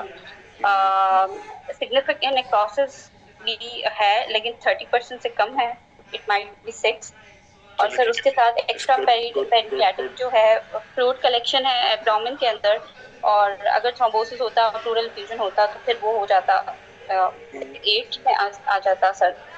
तो ओके फाइन. नो जस्ट मेरे एक दो हम्बल क्वेश्चन हैं. एक मुझे ये बताएं कि ये क्या चीज है जो साथ पड़ी हुई है. एसाइटिस है, फ्लूइड है ना? जी सर. ठीक है. This is ascites. तो ये आपको क्या लग रहा है ये जो पड़ा हुआ है ये और इसमें कोई फर्क है थोड़ा सा? जी sir, this is soft tissue attenuation region. जी. This is soft tissue sensitivity है. नहीं यहाँ पे कौन सा सॉफ्ट टिश्यू रीजन हो सकता है? मतलब पेंक्रियाज ये पड़ा है, स्प्लीन पड़ी है, ये पड़ा है और किडनी ये पड़ी है और फिर बाकी बाउल भी पड़ी है. तो ये क्या हो सकता है और क्या पॉसिबिलिटी है? सर कोई मीजेंटेरिक रीजन हो सकता है. सर कोई कलेक्शन है कि पेंक्रियाटिक वॉल ऑफ. देखिए ना आप इस अटेन्युएशन की कलेक्शन क्या हो सकती है बताएं. अच्छा सर तो ये कोई मैस ही है सर यहाँ पे. नहीं ठहर जाएगा. मैथ्स पे क्यों चली जाती है? और क्या हो सकता है? और क्या हो सकता है? ब्लड हो सकता है. यस सर हो सकता है but I am not provided the plain images that way. या ठीक है वेरी गुड. तो ब्लड हो सकता है. तो अब अगर यहाँ पे ब्लड है और पेंक्रियाटाइटिस का पेशेंट है और यहाँ पे इतना बड़ा हीमाटोमा पड़ा है तो आपने क्या देखना है? वेसल को देखना होगा सर. वेसल को देखना होगा. तो मैं ये दोबारा हम इस पे आ जाते हैं. अब आपने इस जगह पे अगर ब्लड है यहाँ पे जो पेंक्रियाज की बॉडी के आगे जमा हो रहा है तो आपका ख्याल है कौन सी वेसल में क्या हो सकता है कि यहाँ पे ब्लड आ जाए? Sir splenic. हाँ वेरी गुड. स्प्लीनिक वेन में सर. नहीं स्प्लीनिक आर्टरी का क्या हो सकता है यहाँ पे? स्प्लीनिक आर्टरी में सर एन्यूरिज्मल एन्यूरिज्म नहीं होता है, सूडो एन्यूरिज्म होता है. सूडो एन्यूरिज्म का क्या मतलब होता है? सूडो एन्यूरिज्म में सर वो रप्चर होके वॉल्ड ऑफ हो जाती है. Very good. अच्छा अब इसमें अब आपने मुझे ना सूडो एन्यूरिज्म ढूंढ के दिखाना है. ठीक है हम इस पे ऊपर आहिस्ते आहिस्ते ब्राउज कर लेंगे. आपको मैं स्प्लीनिक आर्टरी दिखा देता हूँ. आप स्प्लीनिक आर्टरी को लेके हम आगे चलेंगे और आपने उसको देख के फिर हमारे साथ आगे चलना है. ये देखिए ये इसके अंदर से निकला ये स्प्लीनिक आर्टरी है. फिर इसको हम लेके चले ना स्प्लीनिक आर्टरी को तो ये देखिए ये यहाँ तक ये स्प्लीनिक आर्टरी आ रही है. उसके बाद फिर यहाँ पे क्या होता है मैं आपको सिर्फ सूडो एन्यूरिज्म दिखाना चाहता हूँ कि सूडो एन्यूरिज्म जो है वो होते कैसे हैं. वो इस तरह होते हैं जिस तरह ये नजर आ रहा है आपको. ये छोटा सा पार्ट नजर आ रहा है ना तो ये ब्लाइंड एंड होगा बस. ये टोटल आपको जो आर्टीरियल फेज में सूडो एन्यूरिज्म इतना की नजर आता है. ठीक है। और उसमें ये ट्रू एन्युरिज्म नहीं होते, क्योंकि ट्रू एन्युरिज्म में तीनों वॉल्स का साथ डायलेट होना जरूरी होता है। जो सूडो एन्युरिज्म तो उसमें ये होता है कि वॉल को जो इसके एंजाइम्स होते हैं ना वो खा जाते हैं। उसके खाने के बाद क्या होता है, वहां से ब्लड ने ऊज आउट करके बाहर निकलना है। जब बाहर निकलना है तो उसके आसपास जो इन्फ्लेमेटरी चीजें हैं ना वो उसको फौरन रोकने की कोशिश करती हैं कि ब्लड ऊज आउट ना करे, लेकिन स्टिल वो ब्लड उसके अंदर जा रहा होता है और उसके बाद फिर ये सारे का सारा हीमाटोमा उसके साथ फॉर्मेशन स्टार्ट हो चुकी होती है।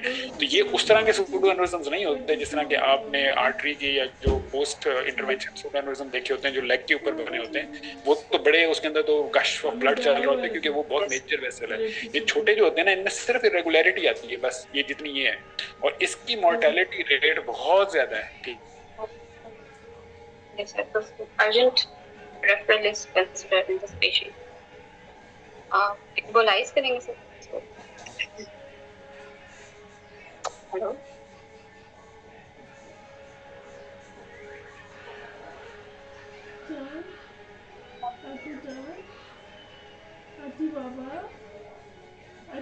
Hello.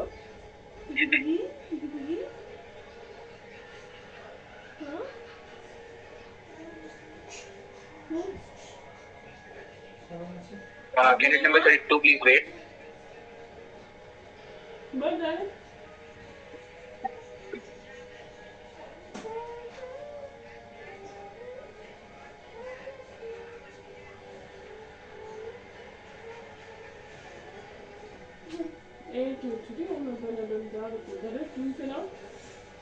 Save the right to the cleaning it. I don't think so.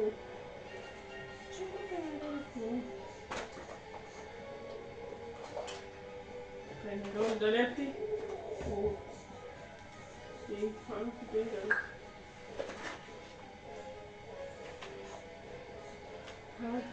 अस्सलाम वालेकुम। So we can hear you now. Sorry, वो मेरे ख्याल से मेरा ना नेट शायद डिस्टर्ब हो गया है, वो कंप्यूटर वाला लिखा। खैर हम थे भी आखिरी केस में, मैं मोबाइल से ज्वाइन कर ली है। तो बस इसमें ये जो आखिरी पेशेंट था मैं इसका वो थोड़ा ब्रीफली बताता हूँ कि ये बेसिकली एक्यूट पेंक्रेटाइटिस था। इसकी कॉम्प्लिकेशन थी सूडो एन्युरिज्म की, स्प्लीनिक आर्टरी का सूडो एन्युरिज्म था और ये ब्लीडिंग पेशेंट था जिसकी वजह से ये सारी की सारी वहाँ पे एक बड़ा हीमाटोमा फॉर्म हुआ था। ठीक है, तो अब हम इसको यहाँ से मतलब कंक्लूड करते हैं अपने सेशन को। और थैंक यू और बहुत शुक्रिया आप लोगों ने बेयर किया मुझे, और कुछ मेरे ख्याल से लोगों को पसंद नहीं आया, कुछ को पसंद आया, लेकिन बहरहाल एनीवेज जो है सबको बेस्ट विशेस मेरी तरफ से कि इंशाल्लाह आप एग्जाम में। और इस मेरा आपका हमेशा एक ही बात है कि याद रखें हमेशा कि आपने अपना जो है ना क्या उसको कहते हैं मतलब जो आपका टोटल वो है ना कॉन्सेप्ट्स को बिल्ड करें। कॉन्सेप्ट्स जो है लाइफ सेविंग होते हैं, जो आपके वो है ना वो नहीं मजा आता। मतलब आप सिर्फ फैक्ट्स कहते हैं ना